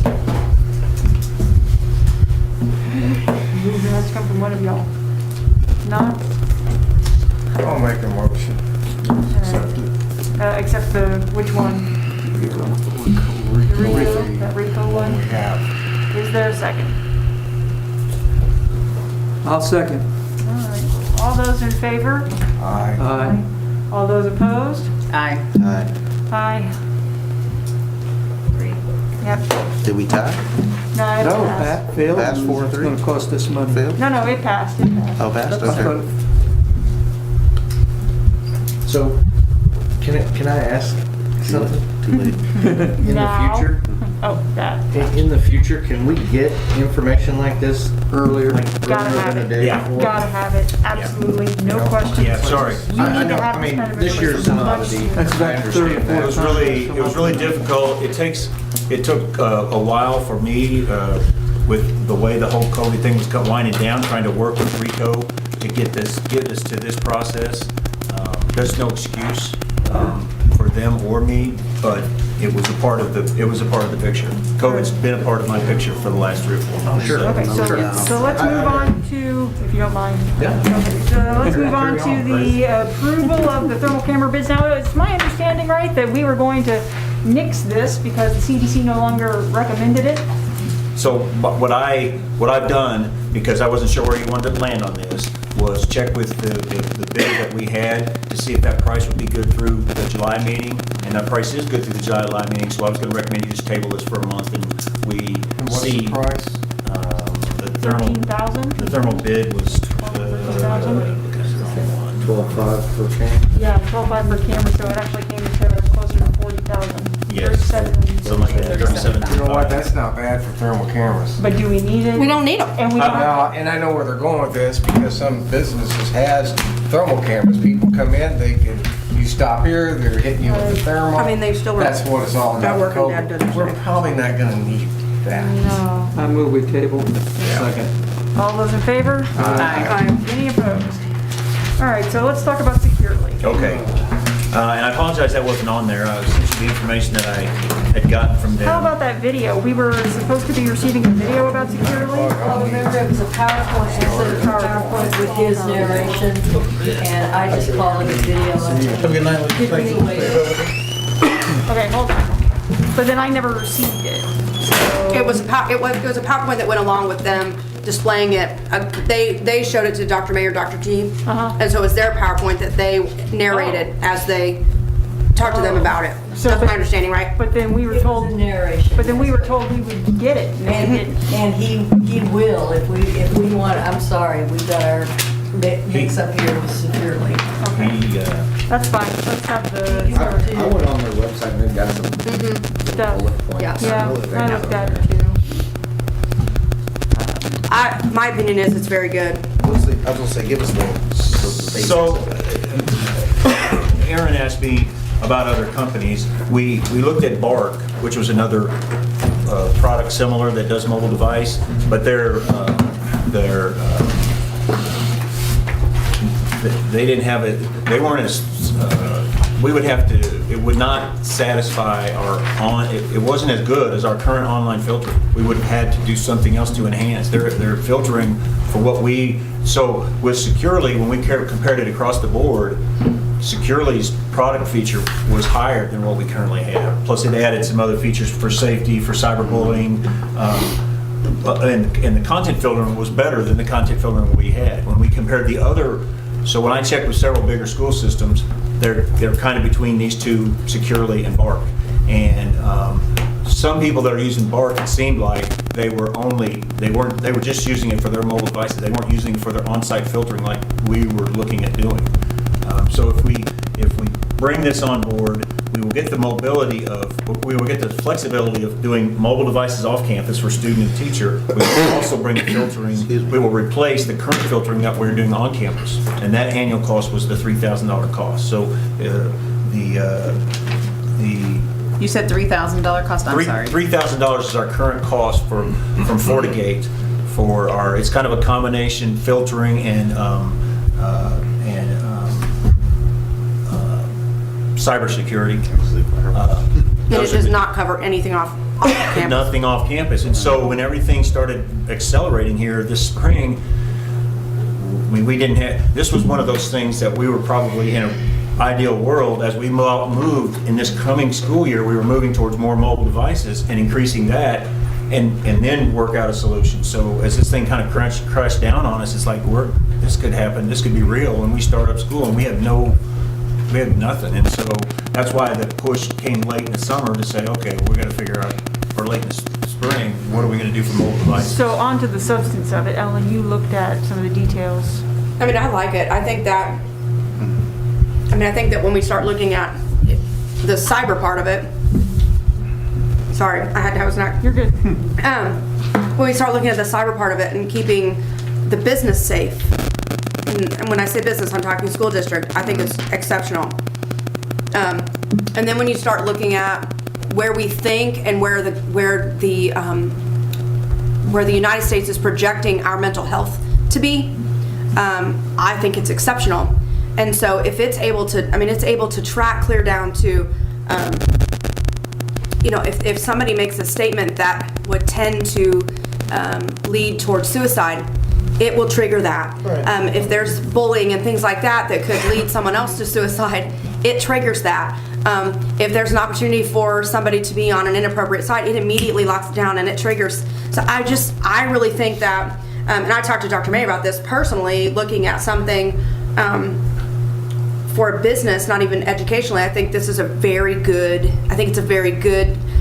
system that, business owners might really be interested in it. So when you're talking about Securely, I haven't looked at the other one, but this one in particular, I think it's a good, and I think it's a good move. Thank you, Brent. I would have never thought about that we didn't have it already, honestly. Some of the reviews that I had read of it, students said it was too restrictive.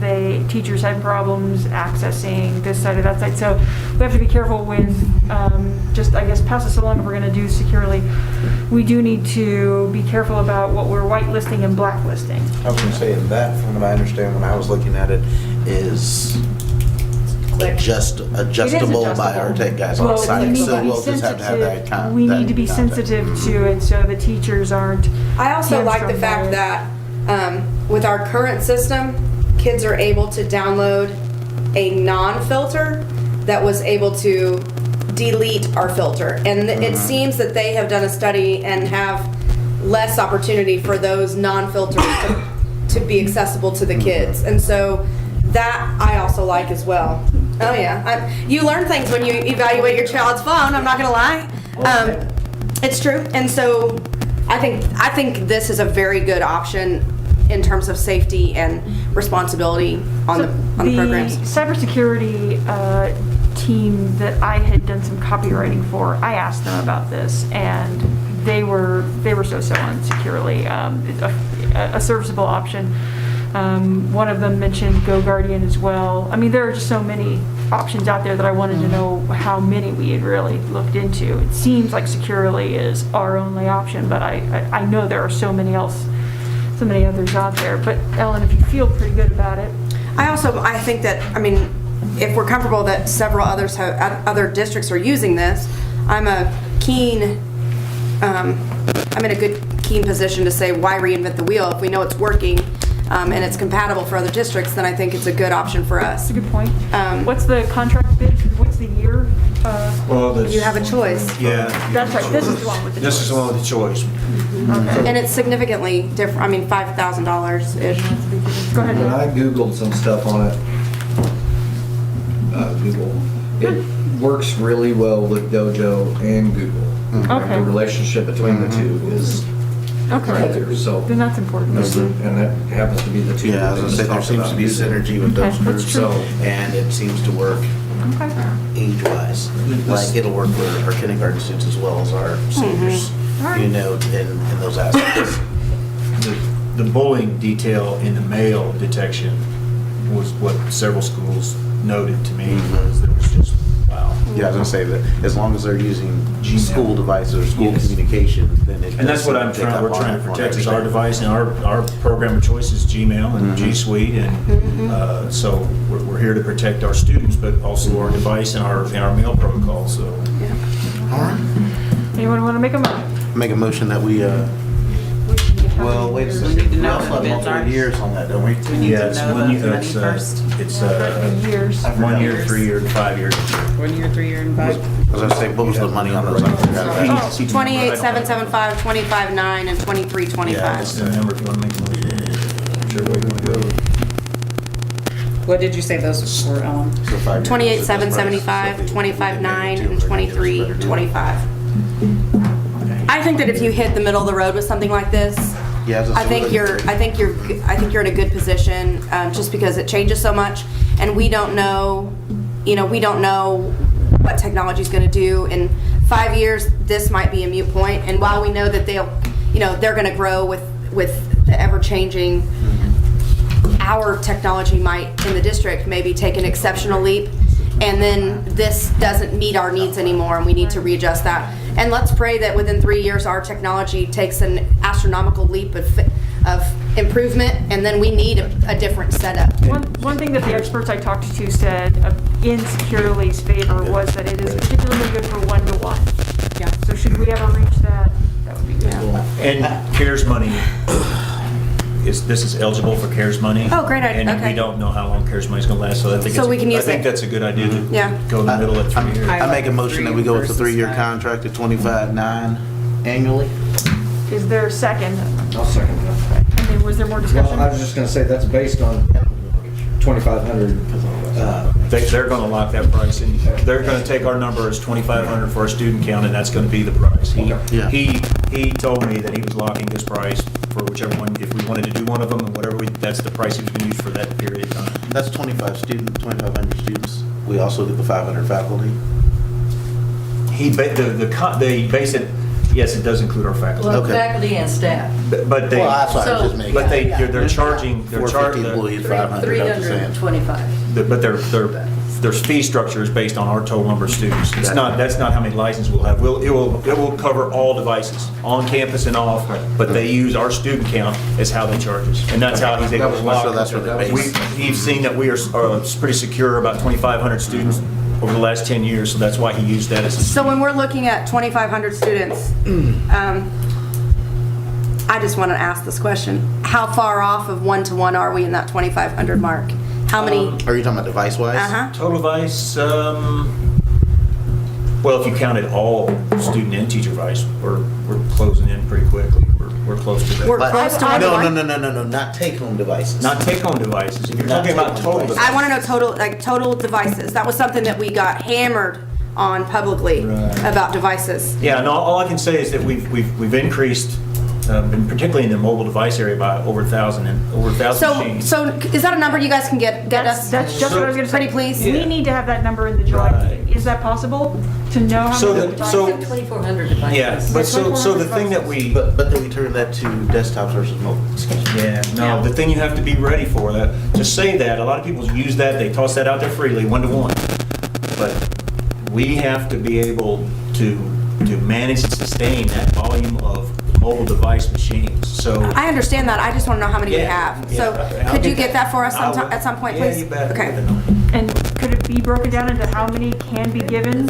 It's somewhere around 2,300, 2,400. I don't know the exact Okay, numbers. I think- I 2,400 think that's where we're at, but I'll. take-home devices or 2,400 total? Total devices. Right, so that's what I'd like to have broke down, like 2,400 total devices. Of those, how many of those get to go home, could go home?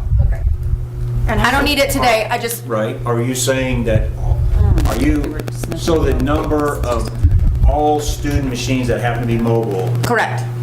whether. How many they- of those do we have? Okay, Yeah. How many of those do we have that are ready to use? Gotcha. Like, yeah, please. Just because that needs to be something that we've got to make that a focus. We need to get to that point, especially if we're looking at people being at home learning. Like, how far off are we on that? And we as board members need to be knowledgeable. We do. about We need to know that. Definitely. Thank you. sorry. Okay, so let's call the, oh, Brian has stepped out. The motion, surely he would vote for You it. made him mad. Oh, dang it. We already made a motion. He made a motion, so surely he's for Yeah, it. the motion, but we'll give him a chance to vote while we. About time. All those in favor? Aye. Aye. All those opposed? Any opposed? All right. Need a motion to adjourn to closed session. So, aye. Roll call. Harry. Aye. Aye. Aye. Aye. Aye. All right, we are adjourned. Perfect. Oh, camera's off. Dr. T. No break for you. Huh? No break. For Matt? No, Dr. Mary. Absolutely.